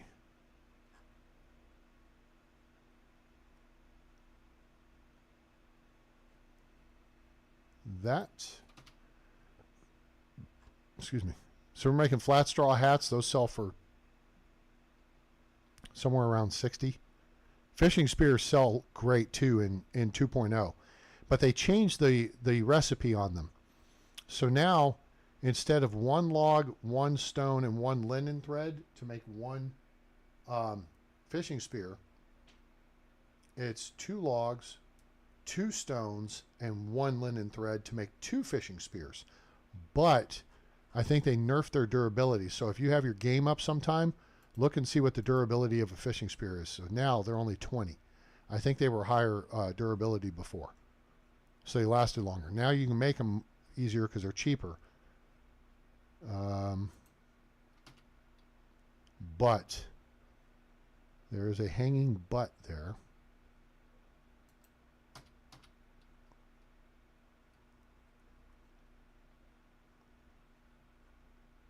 Okay, that's the stuff I got from my wife.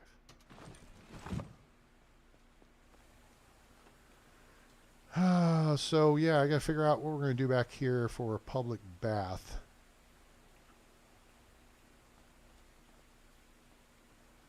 Suck if we had like a play or something going on the stage and there was a, potty back there and somebody just goes in with an enormous case of the poops and just rips one and just destroys the... Oh, I know what I missed. There was something in there for her.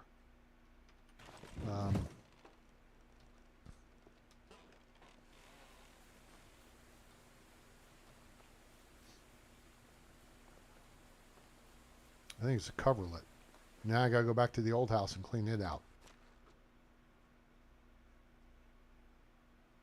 Yep. Thought so. Do I have the... you know what? Let me look here.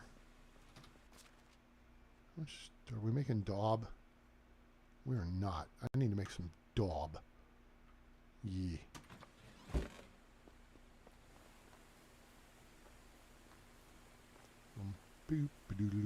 Hey, kid, stay away from the creek.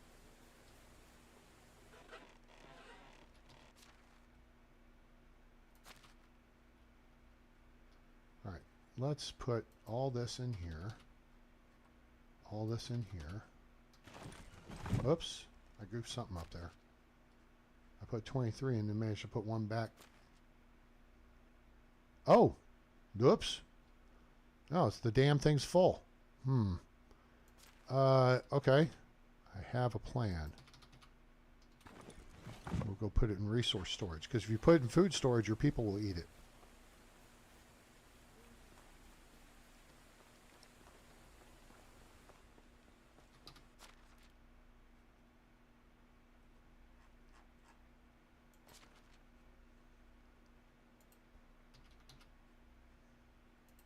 See, if you want to keep booze around, you put it in resource storage.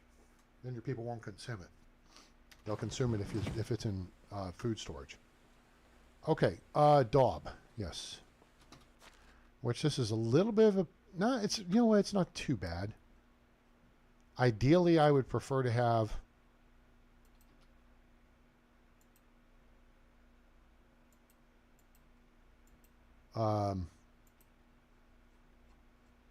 the barn and resource storage next to each other. Now we got some logs coming in. Shoot. Hit the wrong key.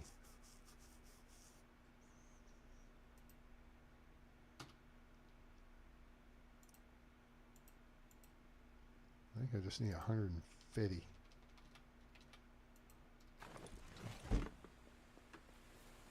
There we go. Out the gate here, and then the barn's right here. So actually, it's not that far.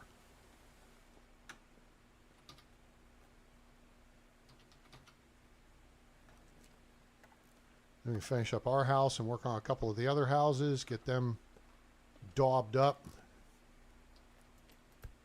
Oh, here I am breaking my left hand. All right, so these houses are done. Those houses are Roland's house is done. His guest house is a wattle house that's done, and then that house is done. That house over there is not. My brother's house is done. Neslawa's house is done. You don't say. I think you're lying. I think you pooped your trousers. You need to go see your mom to clean them up.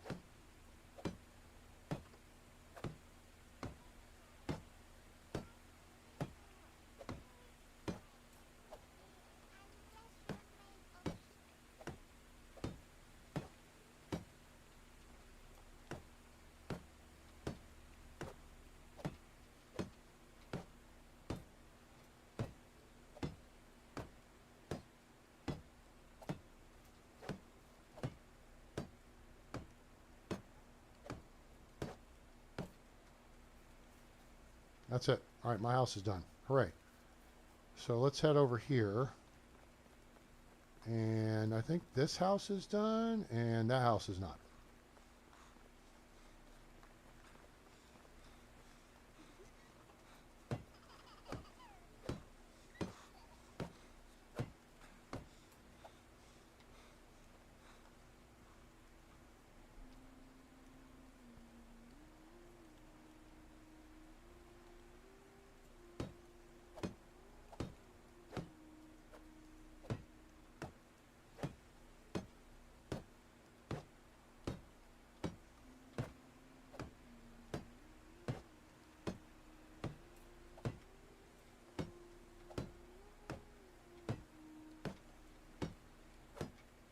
I know I'm banging on the side of your house, but you're going to like it, so. Your house is getting hammered.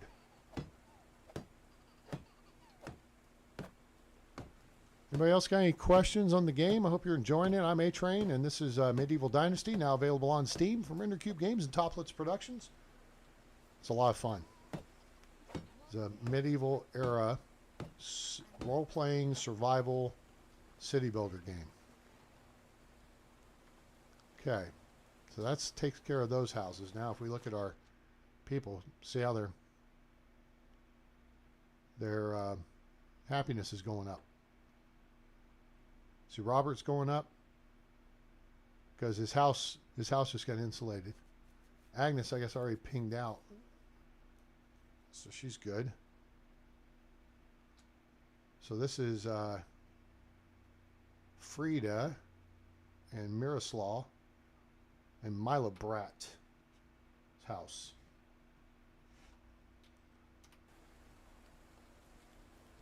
So we'll go up here and take care of this other one.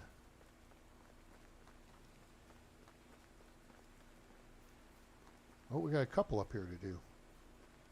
Oh, that is a medium-sized house.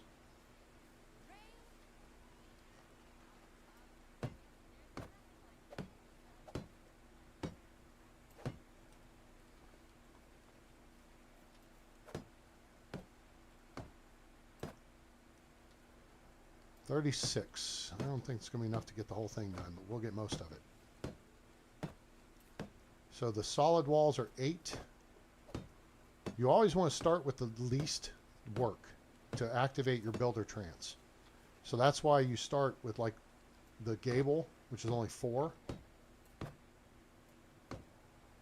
And then once you've got the builder trance maxed out, go to the big wall sections. And that'll just save time.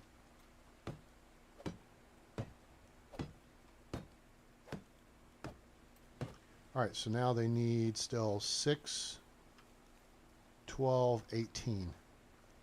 Yep, just need 18. So we will go make some more daub. I think we got some. I think we got clay. Yeah, there we go. Get Fetty. That'll give us 50 daub total. Still got to clean out and make this stuff more efficient. All right, so the gate would be here. So we simulate running through the gate, so I'm used to it, so it doesn't aggravate me when the time comes. If you had to give your top 5 places to build a village, where would they be? That's a great question. And I'm going to tell you, obviously, my number 1 is where we originally built it over there. Number 1 is this spot right here. Right, anywhere between this bridge and the creek is great. Here it's flatter land, a little deeper in because you're pretty flat. I mean, you're sloping up until you get to the Rolnica Road, but then you're flat to the Danica Road, and then you're flat beyond that fairly, and then the elevation starts to pick up behind. Over here you got a lot of trees to work with to start with. Here you have less. But you do have access to them up through here and up through here. And a lot of them are maple trees because early game when you're cutting down trees and eating your lunch just like your old papa, maple is your friend. That's part of what sucks about the Oxbow map. Everywhere is freaking birch trees. It's a royal pain in the ass. So this is my number 1 favorite place because again, it's centrally located basically to the northern part of the map. Easy to get to Gustovia, and the Uber is on your side.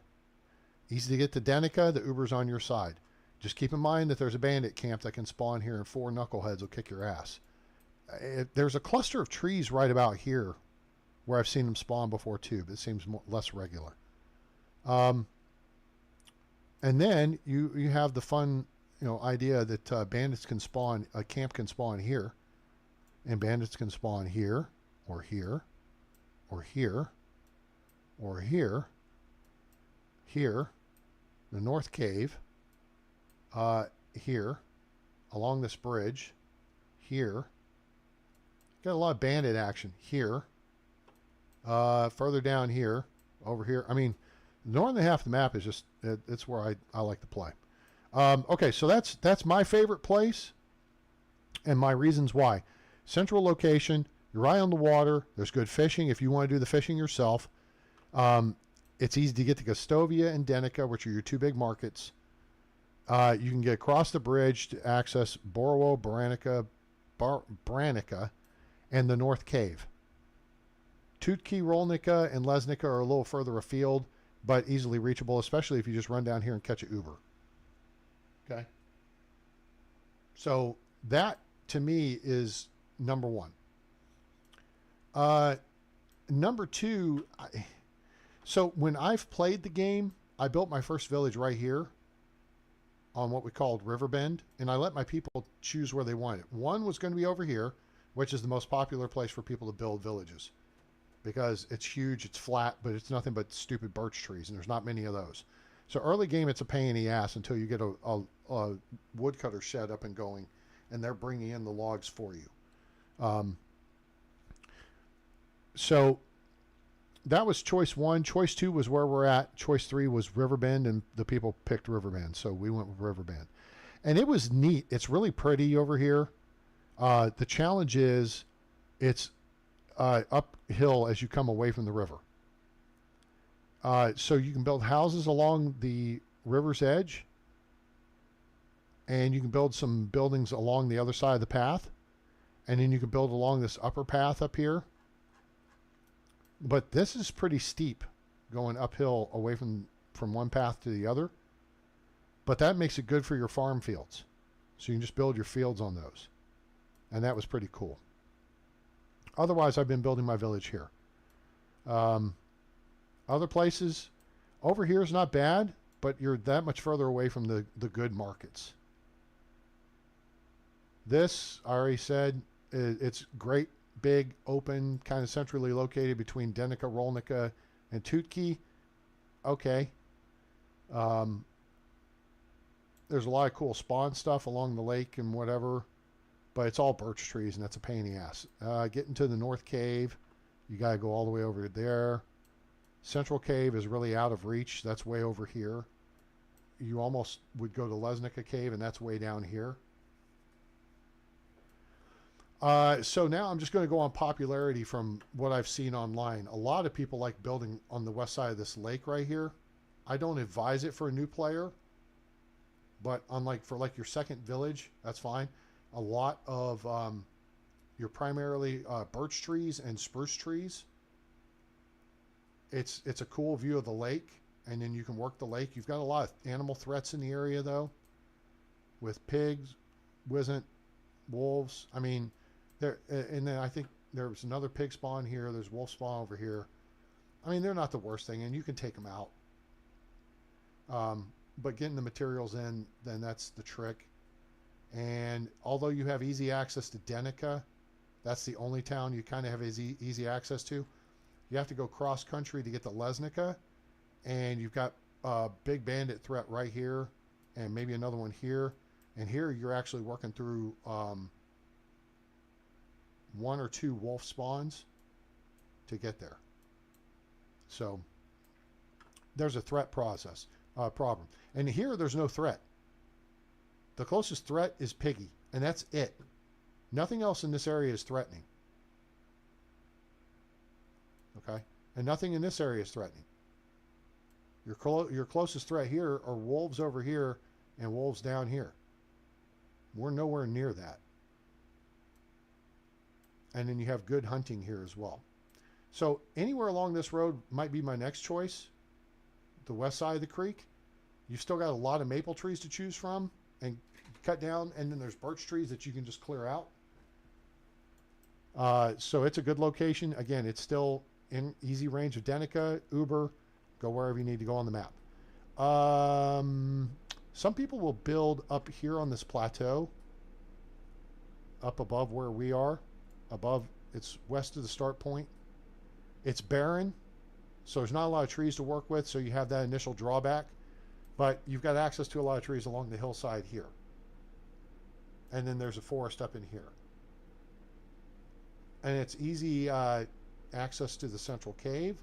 You just got to take out the bear and then lay in a single road tile to negate him. The trick with the central cave is if you're going to build a resource storage building, you got to build it here. That's the closest location you can build it.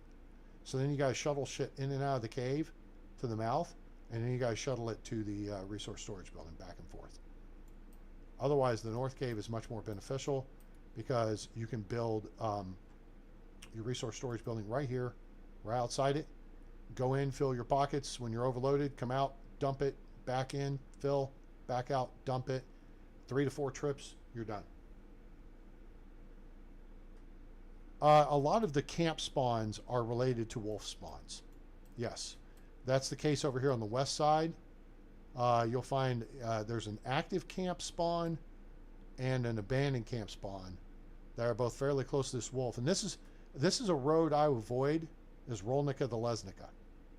I avoid that road because you've got a wolf spawn here. They've got a lot of terrain to work with. And then up here, you have a very tight area you have to get through with Wisent. So that's a pain in the ass.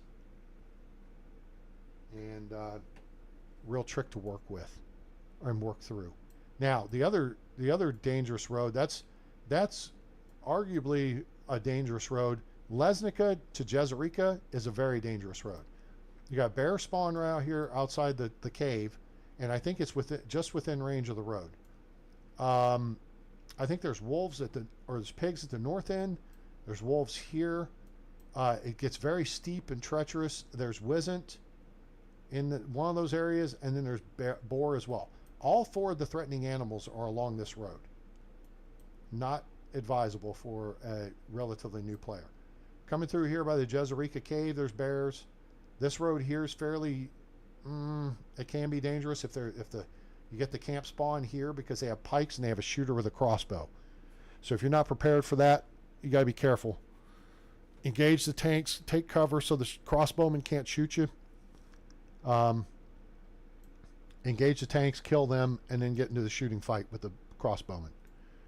And then as you come around, you actually come around the wolf spawn There's wisn't here. There's a abandoned camp that'll appear here. So there's wisent, foxes, and deer all in this cluster. But if you can get in and out of that camp, it's got some good stuff. There's like a trunk here. And then there's a bad guy camp that will spawn right here by the road. And then there's Bear Lake. There's a single bear that lives in this lake. There's the memory tree, memorial tree, excuse me. Abandoned camp here. It's a big one. And then the other dangerous road, really, I feel like, is along Wolf Ridge. Because you got to get through the 5 to 6 wolves on Wolf Ridge. And then you got to make sure the Tatanka aren't sitting there waiting for you to headbutt you in the next week. Otherwise, if you run the looting path and you can survive it, you're in pretty good shape. Because you really don't get close enough. You're not going to get to these wolves unless you go over here and cross the creek. I mean, they can come to this side, but just to about here. So if you back up to the broadleaf plantain field over here where the crow is, I think it's crow, yeah. You're out of their range. But the only thing you really, well, there's a couple things out of this. You get an iron shovel and you can get a pouch with coins at that camp. And it's abandoned. Over here is the 2-tier camp that's abandoned. And this is the big find. This is next to the camp at the base of the triple waterfall. This is the big one. Because if you roll up in here, you can get an iron axe, a nice big wicker basket, and that's in the upper section. In the lower section by the lean-tos, you get 3 iron arrows, 3 bronze spears, and then depends on what's in the sacks. And sometimes you can get an iron crossbow and 3 bolts. If you find that early game, you are in the money. Because then you get your iron crossbow. Then it's just a matter of when you go down to sell all your crap, excuse me, if you get real lucky, Camp 13 spawns. Well, Camp 4 spawns, so you have a bow and arrow to take out the wolves, and then you get an iron crossbow. And if you get real lucky, then Camp 18 spawns and the cart, and then you've got a recurve bow, and you get the a bronze axe, which you've already got an iron axe. You get an iron knife. You get noble boots.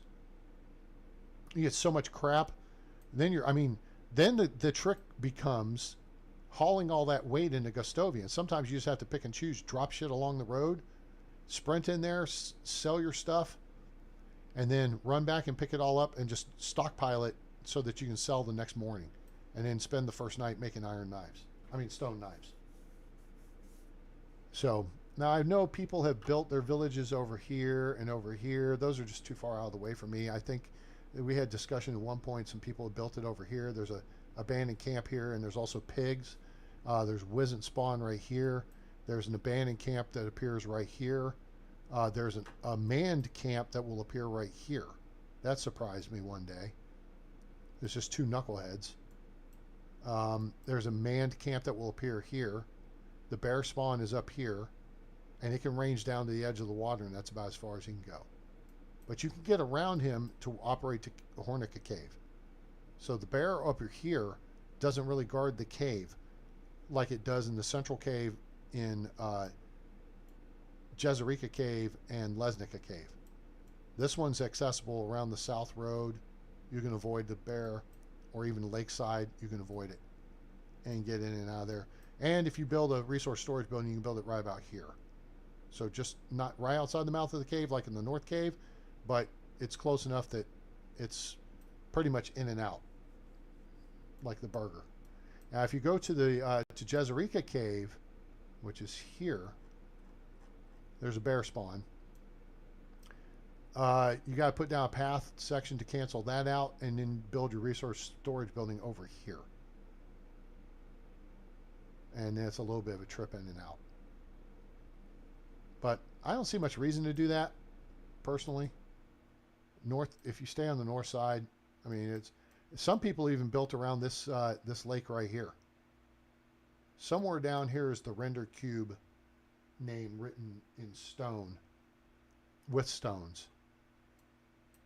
It's down here somewhere. I've never been to it. I've seen pictures. That's good enough for me. Oh, excuse me. But yeah, that's kind of what I think. This is number 1 along here. Number 2 would probably be right here. Number 3 might be over here at this lake. That's more of a popularity thing for other people.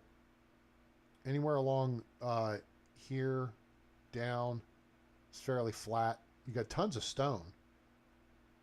But, and then I like this area right here.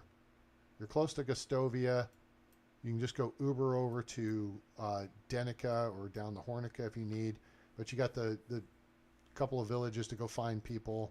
There's fishing all along the river. And it's a nice setup. Up in here, I guess, is okay. Some people were building like way the hell up here, and I'm like, why? There's a lot of birch trees. There's maple as well, but whatever. What? Where am I? What am I doing? Daub. Oh, I guess I made it.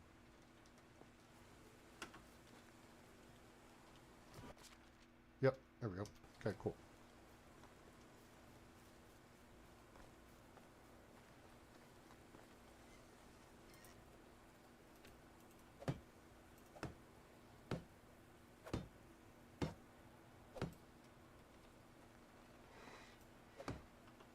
My next big thing is to go around and put fur rugs in the houses.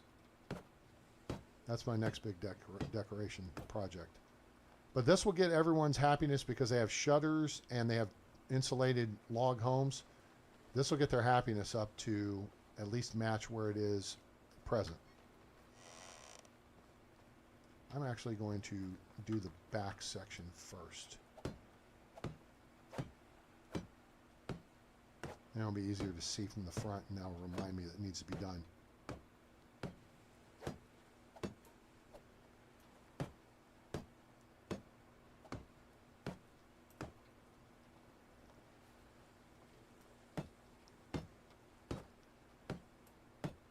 Damn it.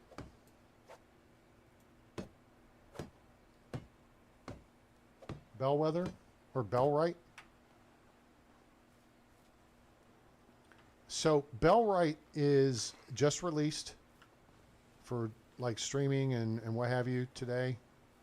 It is it's similar to this, but you don't have first person perspective. You have like this perspective is as close as you can get, is over your shoulders. It is a role-playing survival builder game like this. I would say go watch Gwen's video from today, her live stream, or some of the others out there. But I recommend Gwen.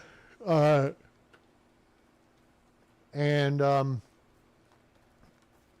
I think it's going to give the there's more bandits, there's more combat involved.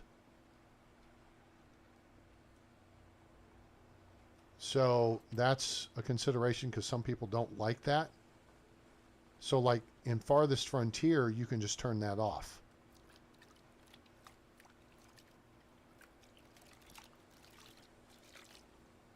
But in that game, as she was playing today, it was like, holy crap, there's bandits like all over the place. And the people, the NPCs are a lot more fleshed out with their attitudes and platitudes. So it's very interesting. With how they're very suspicious of outsiders. So they're not terribly thrilled with you when you first show up.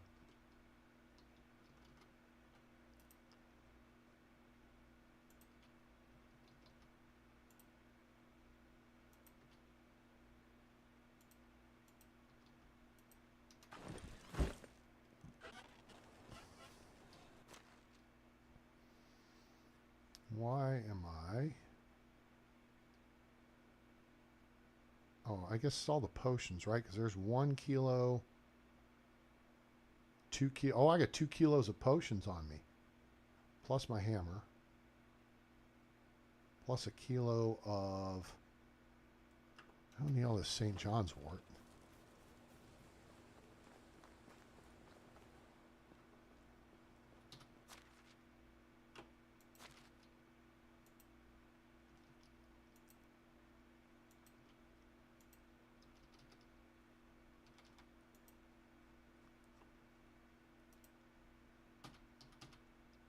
St. John's wort is very different on here too. It's minus 20% poisoning on 1.0.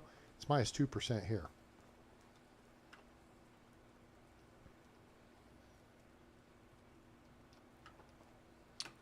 Now let's get over here because I'm gonna wrap this up pretty soon. Let's sleep and then we'll get into the next day. And we'll go over to Denica. Oh my gosh, she's freaking moonwalking. Trippy. My wife is possessed. She's sliding around town. I have not. I am looking forward to that. The videos I've been watching from One Proud Bavarian, I'm very impressed. It's more like Farthest Frontier. There's no first person aspect to it or role playing aspect. However, you can tour your village as a avatar and in third person mode. So you can see everything from the ground level. Soup. That would be under S for stupid. Look at that. Okay, 79 kilos. Imagine that. Right on our weight limit. All right, by the time we get to Denica, it will be go time. So we still have some things to do to make people happier. Radamilla.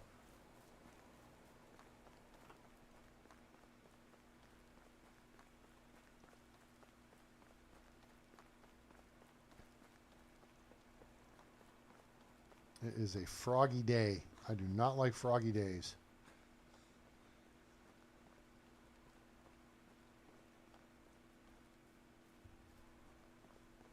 Up here is where you got to watch. This fence will help protect you from the pigs to some extent. But there can be a bandit spawn camp right here on the left. And it will have pikes. So it's easy to see from a distance. But then, actually I think it's right here. Is that where it is? One of those two places. You'll see it. You'll know it. And there's 4 guys who will come after your ass.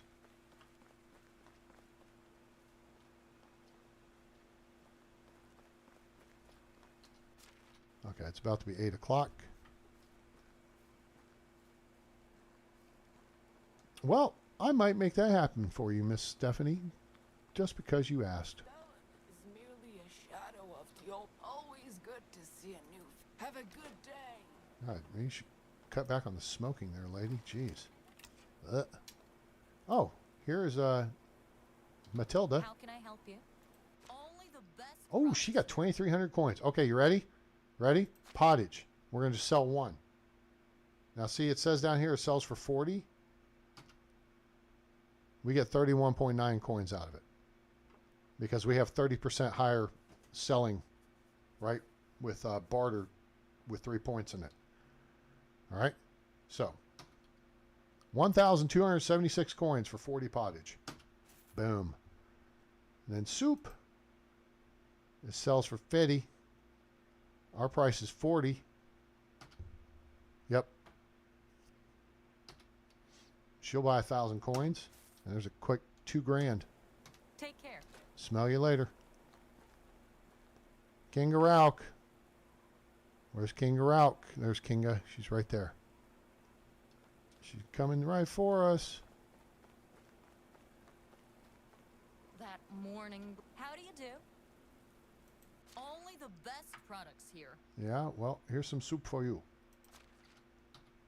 Boom. See you soon. We just made a butt ton of money.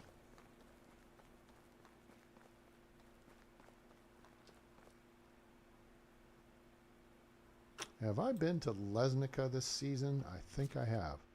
Oh, must be. Yep, I must have. Oh, wait. We need to see where the deal is. So Manor Lords has a strategic map. I don't know if you've seen it.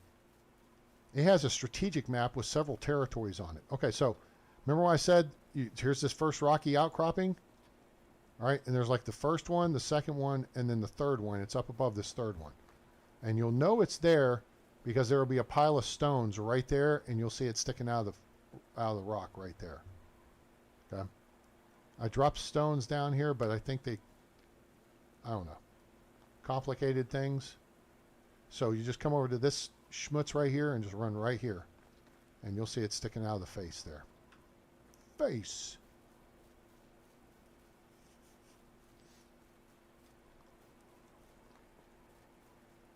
You found it? Over there? Here by Hornica, or you found the one in the cave with the stream flowing through it?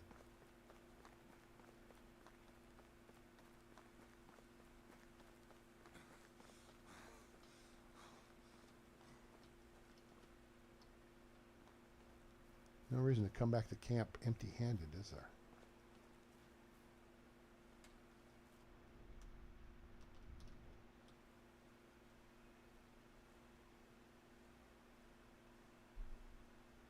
I mean, we've got a ton of meat, but meat keeps.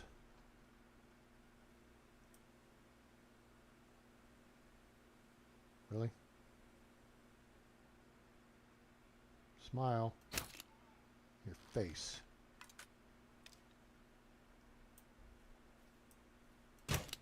And yours too.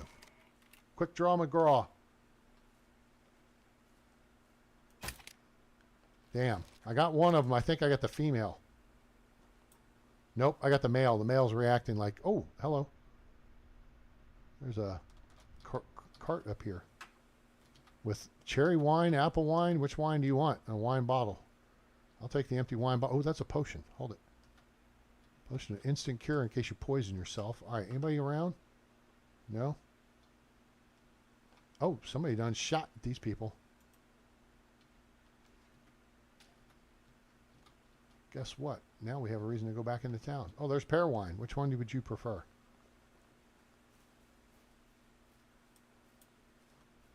Did I wound? Damn it. Oh, I jerked that shot. That was terrible, terrible. That was a terrible shot. Did I?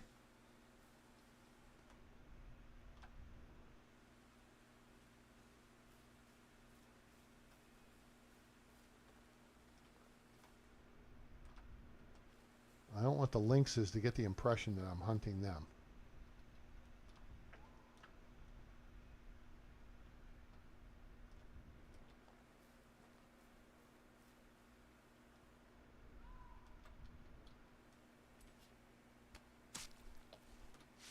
Yeah, absolutely. That's what I did.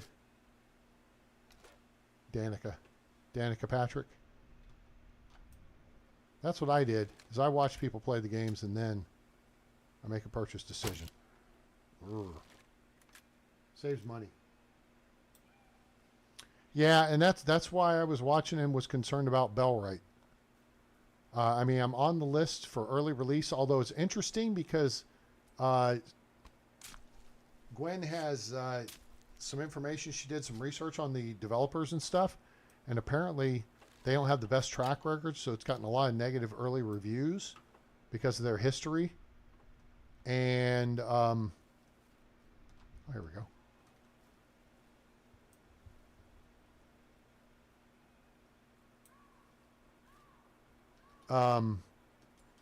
But she's liked it so far, so I think they're trying to get it out there and get some positive reviews and get some good PR and stuff. And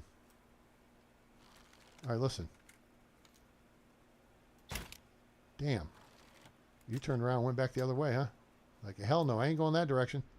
Where'd my bolt go? Oh, did I miss the tree? It's off in the frickin' Never Never Land. Oh, there it is. You know what's down here, though? Blinkers.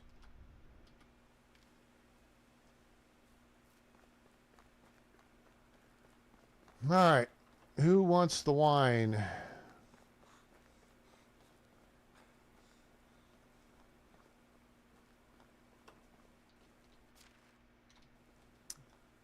Lynxie, go away.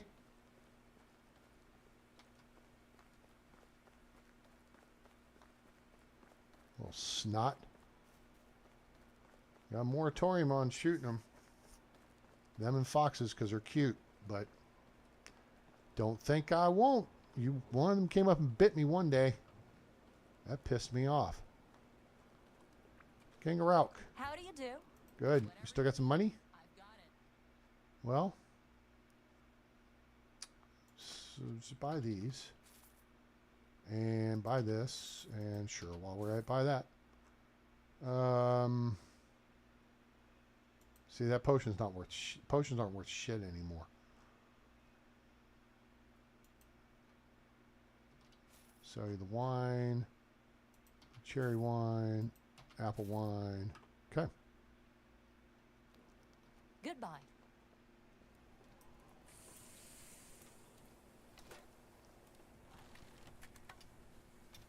What's the deal with them? With who? With the lynxes? They're skittish. But on 2.0, if you get kind of in close quarters with them, they'll feel threatened. They'll run away from you, but you got to let them run away from you. Vampire, vampire, vampire. Multiple targets. 165. 100 meters. Oh, shit. Wait, that may have just been a bad call. Damn it. Ah. Come on, man. I thought I saw pikes and it spooked me. That sucks. Damn it. Ah.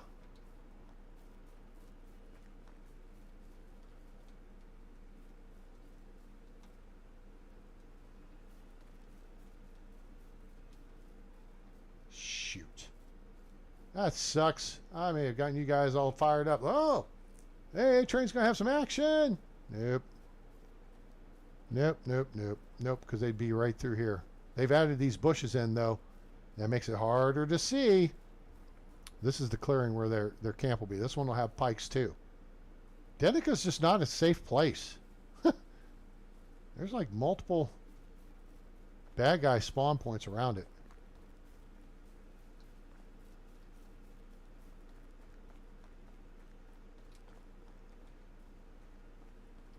I've heard there's actually another place over here. But I think that might have been a 1.0 spawn. I don't know. I have never seen anyone there. We'll make the loop real quick. This has been here. I can't remember where I've been so far this season.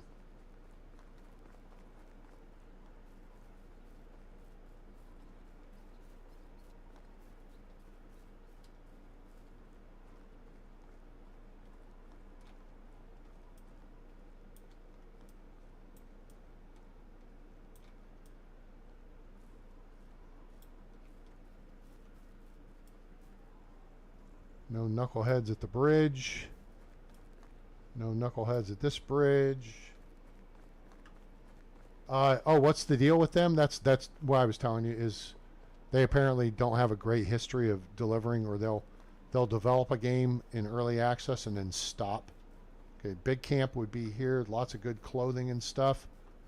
Not there, so we will motor. Get back to the village, and we'll make a couple more big deals of pottage, try to clean out the cabbage and stuff. Make sure the village is well stocked. This is where you'll find bad guys right here too.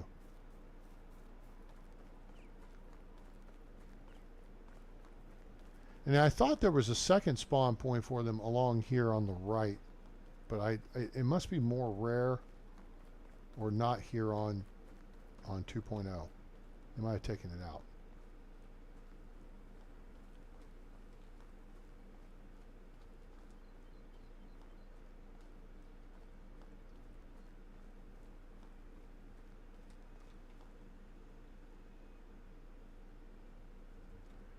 You can also find crap spawns along the water through here. Packages and stuff. Like abandoned shipments or something. When they redid the Water's Edge, it's really cool. And they added in a couple of spawn points. They're kind of tucked down in the reeds, so it's you kind of have to come over and look for them. All right, let's see here. There are deer on our right. Not coming back with very much meat.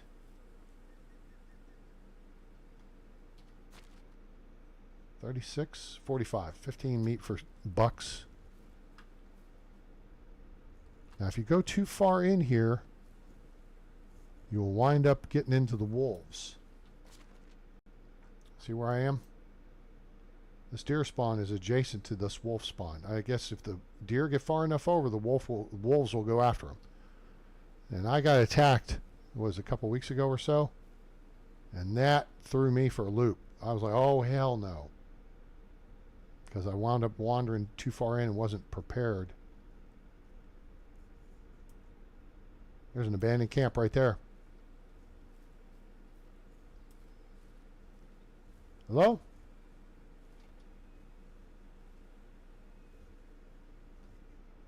Hello? Shatheeds?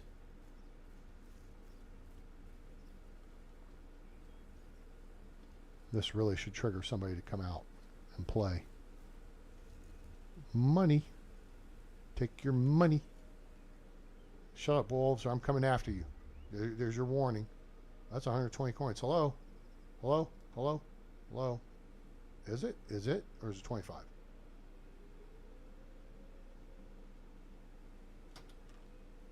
Damn it. I frickin' had it. Got it. IFF up.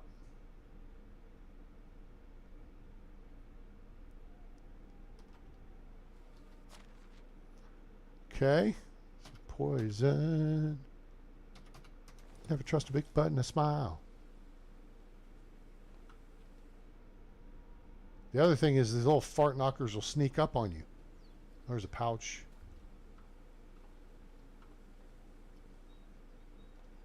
There's a spear over here. Iron spear at that.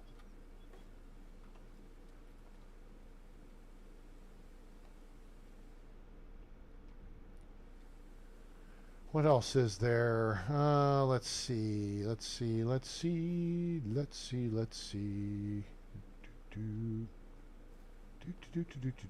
Guys, I hope you're enjoying this two-plate platter of Taco Tuesday.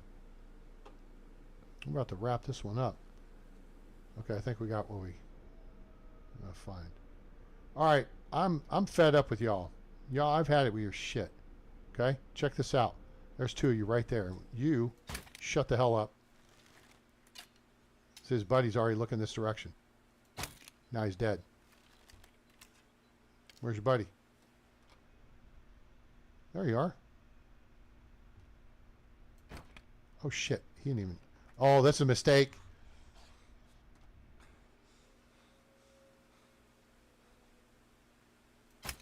Got him. Shit, nope. In your face. Hey, dickhead.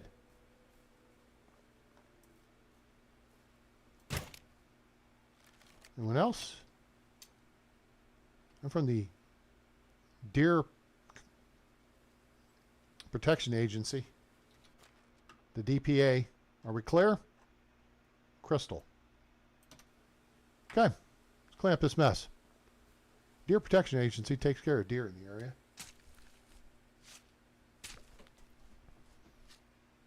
Now, oh, I was talking about Bellwether.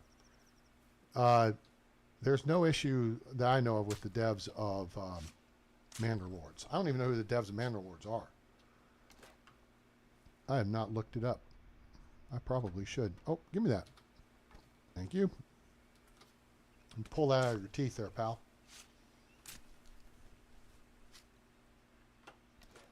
And finally, all right, that'll quiet things down for a bit.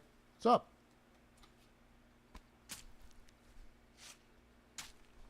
So that's what made this week kind of tough in that regard. It's like, oh, shoot. You got two. Somewhere in here I planted a shot into a tree, I think.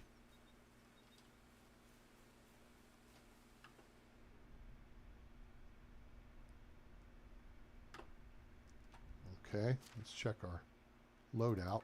37. Yeah, we've lost a couple here. That's okay. All right. Thank you for your attention and willingness to work with the Deer Protection Agency of the Valley. There's a little thing that'll spawn here with like a log cutting setup, and you can sometimes get a decent axe out of it. This is not a bad area too. You clear out the wolves. Look, it's fairly flat. You know, there's a little undulations here and there. And yeah, there's a bunch of birch trees, so you can freaking clear cut that shit. But there's maple trees to work with too. And I mean, that just, the whole thing is that, where'd all the deer go? I think the wolves got into a couple of them. I don't see a male over here. Wait, nope, that's female. I do not see a buck. There's female over there. Nope. Wait a minute. Pawn. Oh, there's the buck. I got him. Target, target, target, target, target. Smile.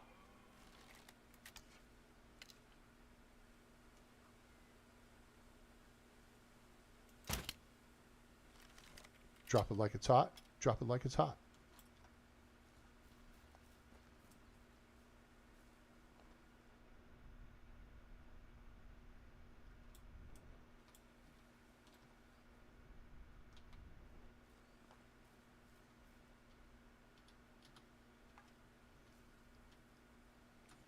Now it's safe to hunt. Once you remove the threat and you wear your Deer Protection Agency of the Valley name badge. Oh wait, we got another one over here to clean up. Friend's coming right at us too. Oh no, I missed. Yeah. Die. There you go. Don't want you to frickin' suffer. Do, re, mi, fa, so. Do, do, do, do, do, do, do. Ba-do, ba-do, boop, bip, bip. Give me that. Thank you. Give me that one in your ass. I'm going to wipe it off on your fur. Thank you.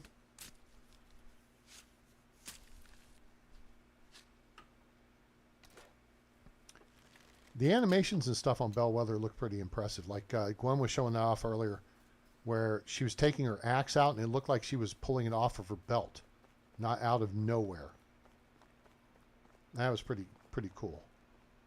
It looks like it's just a little more sophisticated version of this. The NPCs have more. I have a longer list of skills, and then it looks like, and this is just what it looked like, that they have like their current level, and then they have a slash, and then there's a higher number. And I have a feeling that that's their ceiling. So you can tell somebody may suck at something right now, but they may have a high ceiling in that skill, and then it depends on whether or not you need it.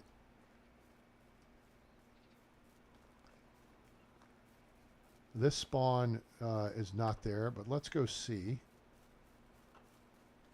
Oh, you want to see something funny? This is funny. Hang on. I did this the other night. It cracks me up because, geez, I crack myself up. Where did I go for this? Oh, yeah, on top of the fishing hut.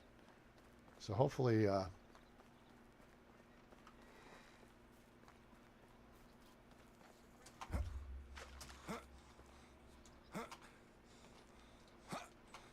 Damn it. Okay. Let's try this again. Oh.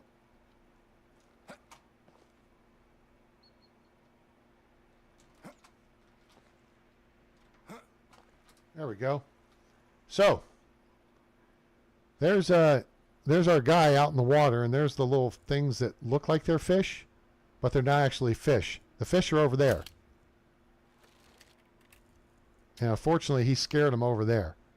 That sucks. I just wasted a round on him. Yeah, come back this way, fish. There's a pike. Not that we need him. Oh, wait. Is that the stone? Ah, shoot. Okay. Well, shoot. I farted around all afternoon and... All right, let's go over here and we'll have to sell some more stuff. Also waiting on the log numbers to come up. That'll allow us to finish up the couple of houses. Aha! Whoops. Nope, not here. This is where you'll find that stone way over there sitting on this pile here, and then there's a wooden shovel, and you move that stone, there's a coin pouch with like 200 coins. Or where? There's my iron bolt.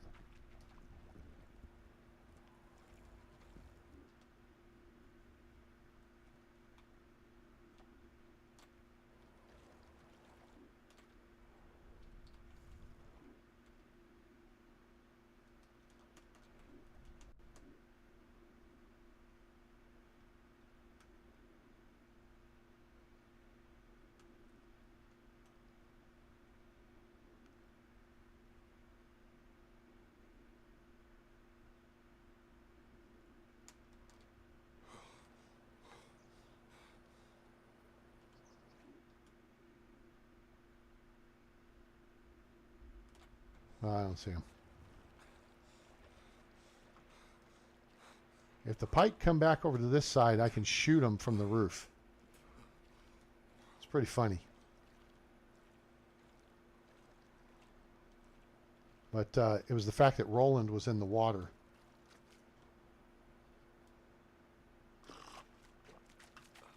Let's see if I can get up here and get to him again. Damn it.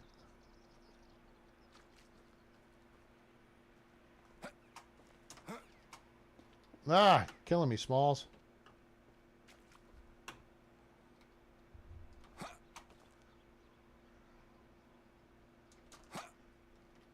Damn it, I can't figure out what the sequence was there.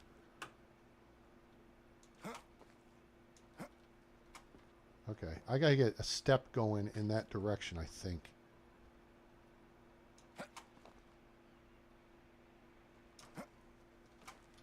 Oops, sploosh. Idiot. All right, come on, one more try here.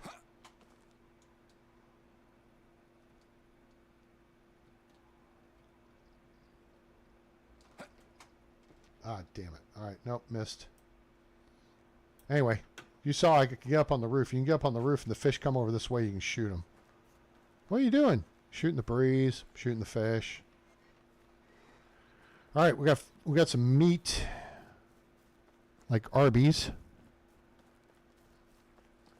Turn this in. Get some fur. We got some leather. Got a pouch. And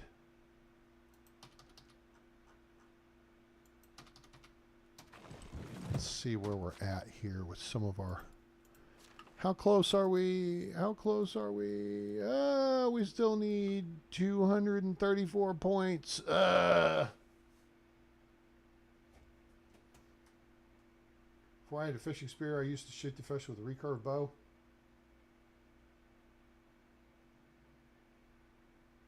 Yeah, the roach wasn't worth it. Roach ain't worth squat. Just get the pike. Yeah, that's always the smart way to go. See, we've got a bunch of people gathered around the stage now. I like it. I'm going to gather some logs here.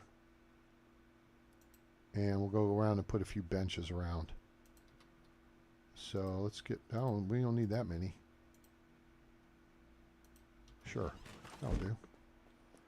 Give Roland a place to sit out here out front of here. Oh, these are the homes over here.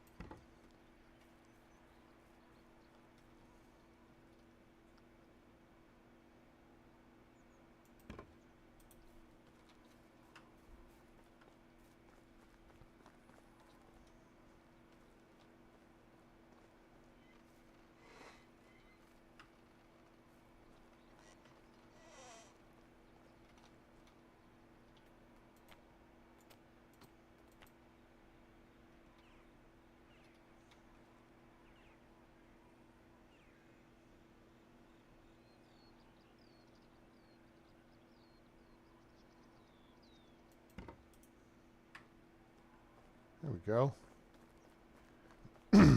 Yeah, it looks kind of cool.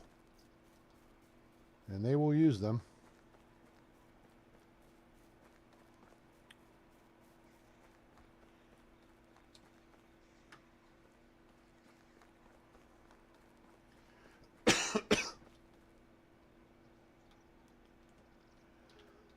I gotta finish up my last load of laundry here.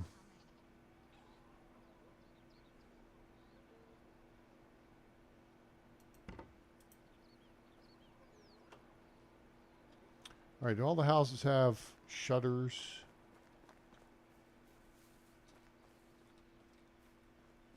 Yep, they do. He does. She does. They do.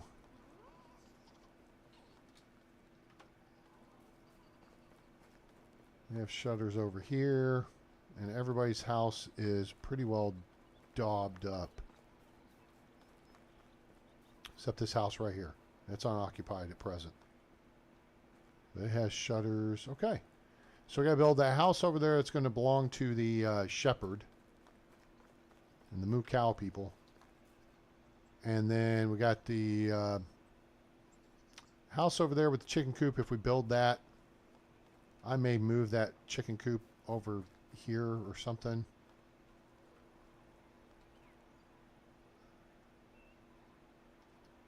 Well, I have to think that through.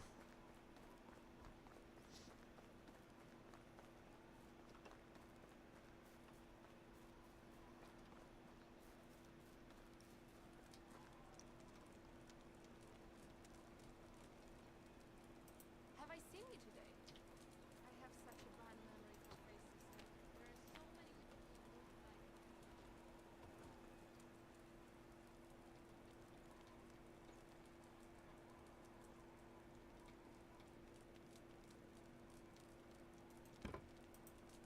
I think what I'm going to do is get another bench and build 2 more fires over there. So let's do 12 firewood. And then we need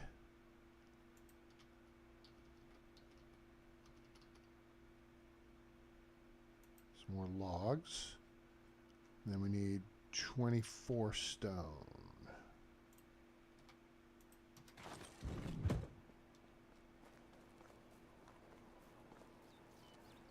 And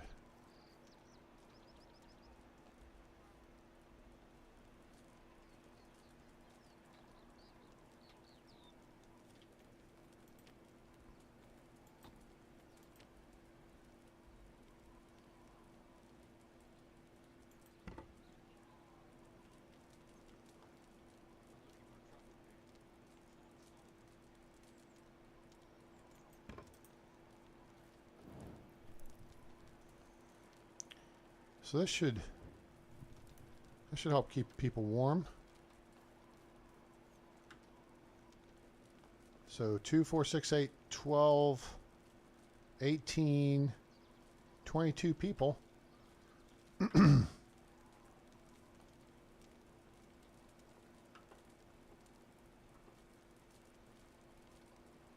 Yep, I think this will work. And then what we could do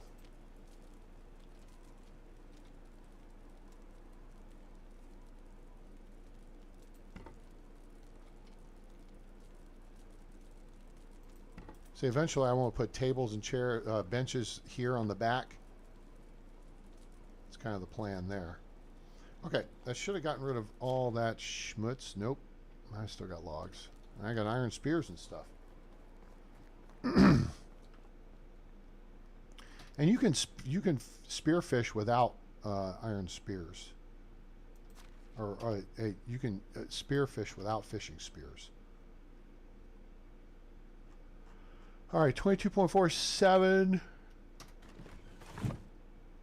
What does it take to make those cheapo? Oh, we could do fire bowls. I don't like the way they look. 3 stone. All right. Stick, fabric, linen, and 3 stone. Oops. Open. Stick, fabric, linen, and 3 stone. Damn, we only have 4 linen fabric? Okay.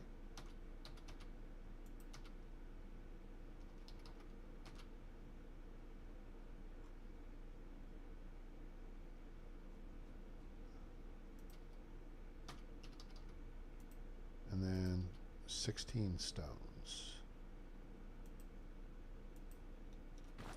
No, 12. Blockhead, 3 per.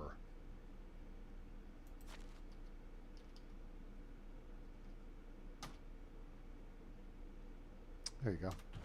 Okay, now the one thing I just noticed that I do need to fix here is our seamstress. Whoa, we don't have anybody sewing. That explains that. That's why we don't have any linen thread or linen fabric.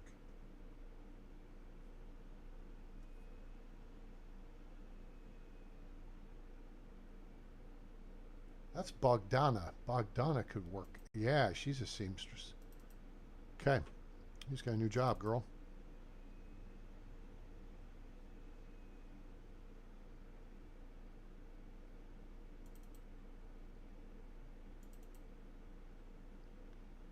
All right, cool.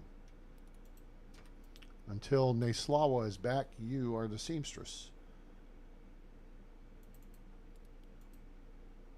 And you are going to make linen fabric to start.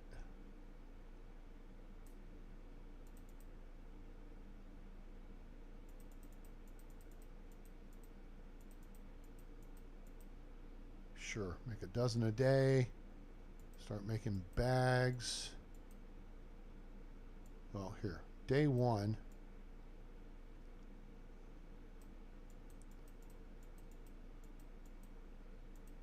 Cool, that'll do. All right, we can put out some torches.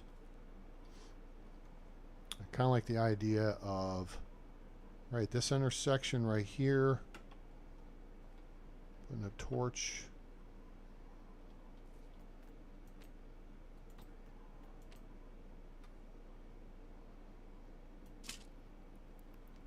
And then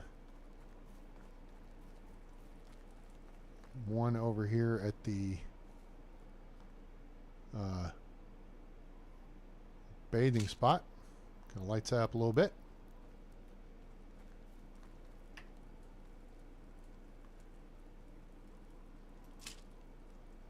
One there.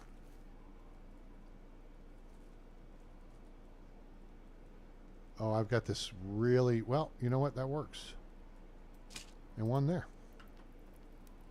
I put these orchards right up on the road because I knew there was all this dirt.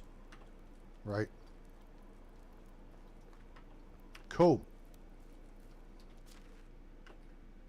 You suck with spears. Did you watch my video on Beginner's Guide to Hunting and Fishing? I made a video. You might have seen it. Or you might not have. But it kind of gives you an idea on how to spear hunt. Like conversations about the weather, crops, animals, children, politics. All right, cool. There we go. All right, what day is today? Day 8. Ooh, okay. We got 2 days of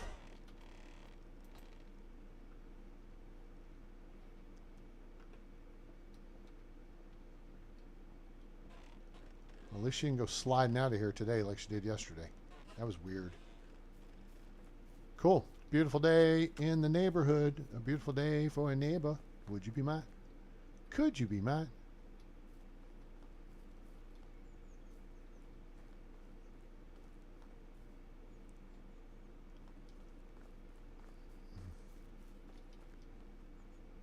I kind of like this might be a nice...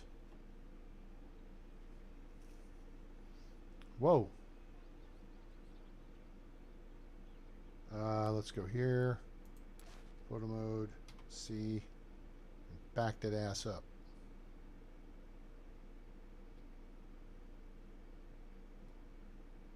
I like the look of this village.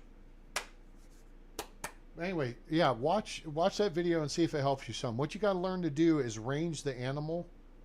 Here's the problem. Is, well, on 1.0 you can effectively spear hunt. On 2.0 everything hears you further away. So it's hard to get within distance of effective spear use.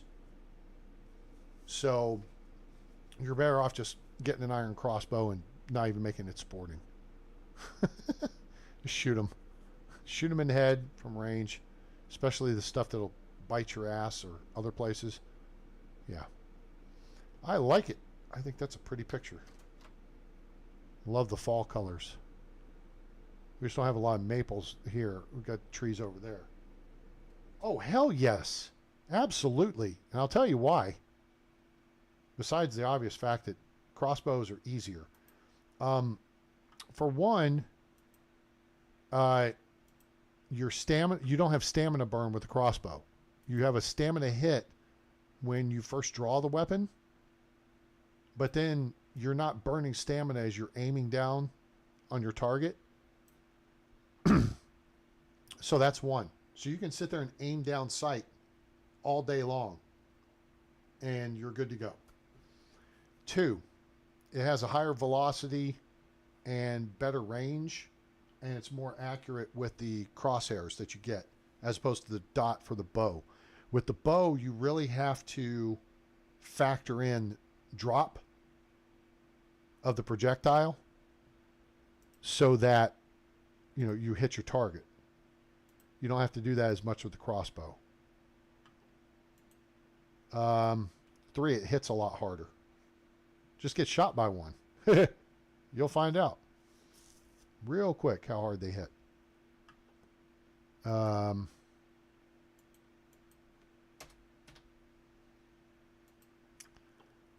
And 4, there's only one skill related that you need to work up, and that is, so under hunting, when you get your first point, see, I'm at tier 4. I'm almost to 1,000 points. I haven't put any points in hunting knowledge. Well, I'm almost tier 5, excuse me. Which may have been a mistake, but look where I put my points. So at this point, I have 6 points in the category. 6 points. Okay? Tier 1 skills, Prowler, you don't need it necessarily. Maybe now you do, because that's why they've made the animals hear you further away. It forces you to use this skill. Otherwise, there was no reason to have it. Steady hand. 50 with 3 points is 50% steadier aiming with ranged weapons. Okay? Tracker, you want to put points in that. Experienced hunter, save your weapons. Now, here's the difference between bows and crossbows. Okay? The bow may fire faster, so you may be able to dole out more damage per minute. But the crossbow is more accurate, especially with range. Strong arm and lock and load. Okay? Lock and load is faster bow and crossbow, faster bow drawing and crossbow loading. Strong arm is 10% slower stamina consumption during aiming. That only applies to the bow, the recurve bow, and the longbow. Does not apply to crossbows. Because your stamina burn, watch, I'll show you. Let me jump in first. Well, you don't need to jump in, but watch. All right. If I'm going to load the weapon, watch the stamina hit on the green bar. Up. And I'm back to full stamina. Do, do, do, do. See the stamina going down? Nope. And it stays loaded. If you release the bow, it unloads. You have to redraw it. On the crossbow, it's only a matter, and notice how the dot changes to a reticle. Whoop. Just like that. That's all you gotta do. Much more accurate from much longer distance. I mean, I don't know. Could I possibly hit this torch See how little it's bobbing around? And it's somewhat predictable.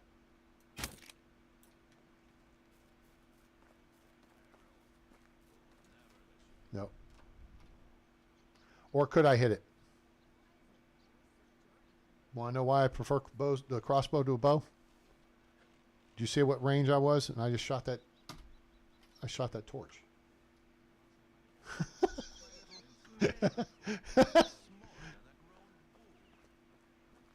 Yeah. Yeah, that just happened. We could build a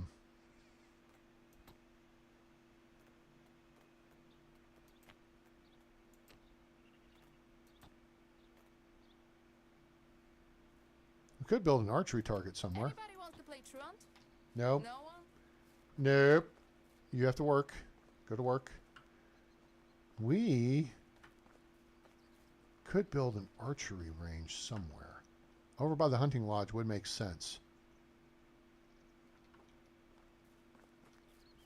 This actually wouldn't necessarily be a bad spot for one either.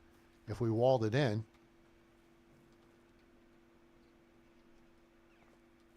just fence it in a little bit and then put an archery target out. Some people do that just, you know, for looks and stuff. But we could do that legit. So it's a little archery training range. Yeah, no, you need the iron crossbow with iron bolts. It is the most effective and deadliest weapons system in the game.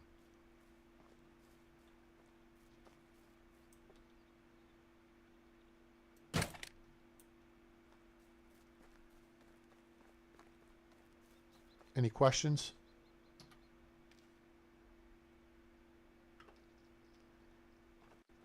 Ex-Air Force expert marksman in the house. I love it when a plan comes together. Yeah, where would we set up an archery? Actually, this would probably be a good place for it, over here by the lake. Although I would put a wall behind it, which kind of blocks the view a little bit. So no, probably over on the by the hunting lodge would be the better place. I hadn't thought of that. Bum ba dum bum bum bum bum. Well, guess where I hit?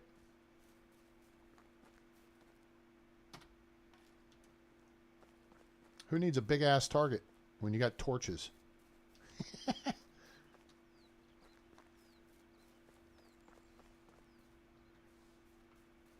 Oh yeah. Yeah. This might work right out here. We don't need a wall or anything. Kinda. No, you don't want the window. Don't shoot at the window. That's not smart. But yeah, we could set up archery targets. But see, you have a challenge on here when you talk to Alwyn, that douche, pain in the ass. And you know, he sets up a target over by the river there in Gustovia.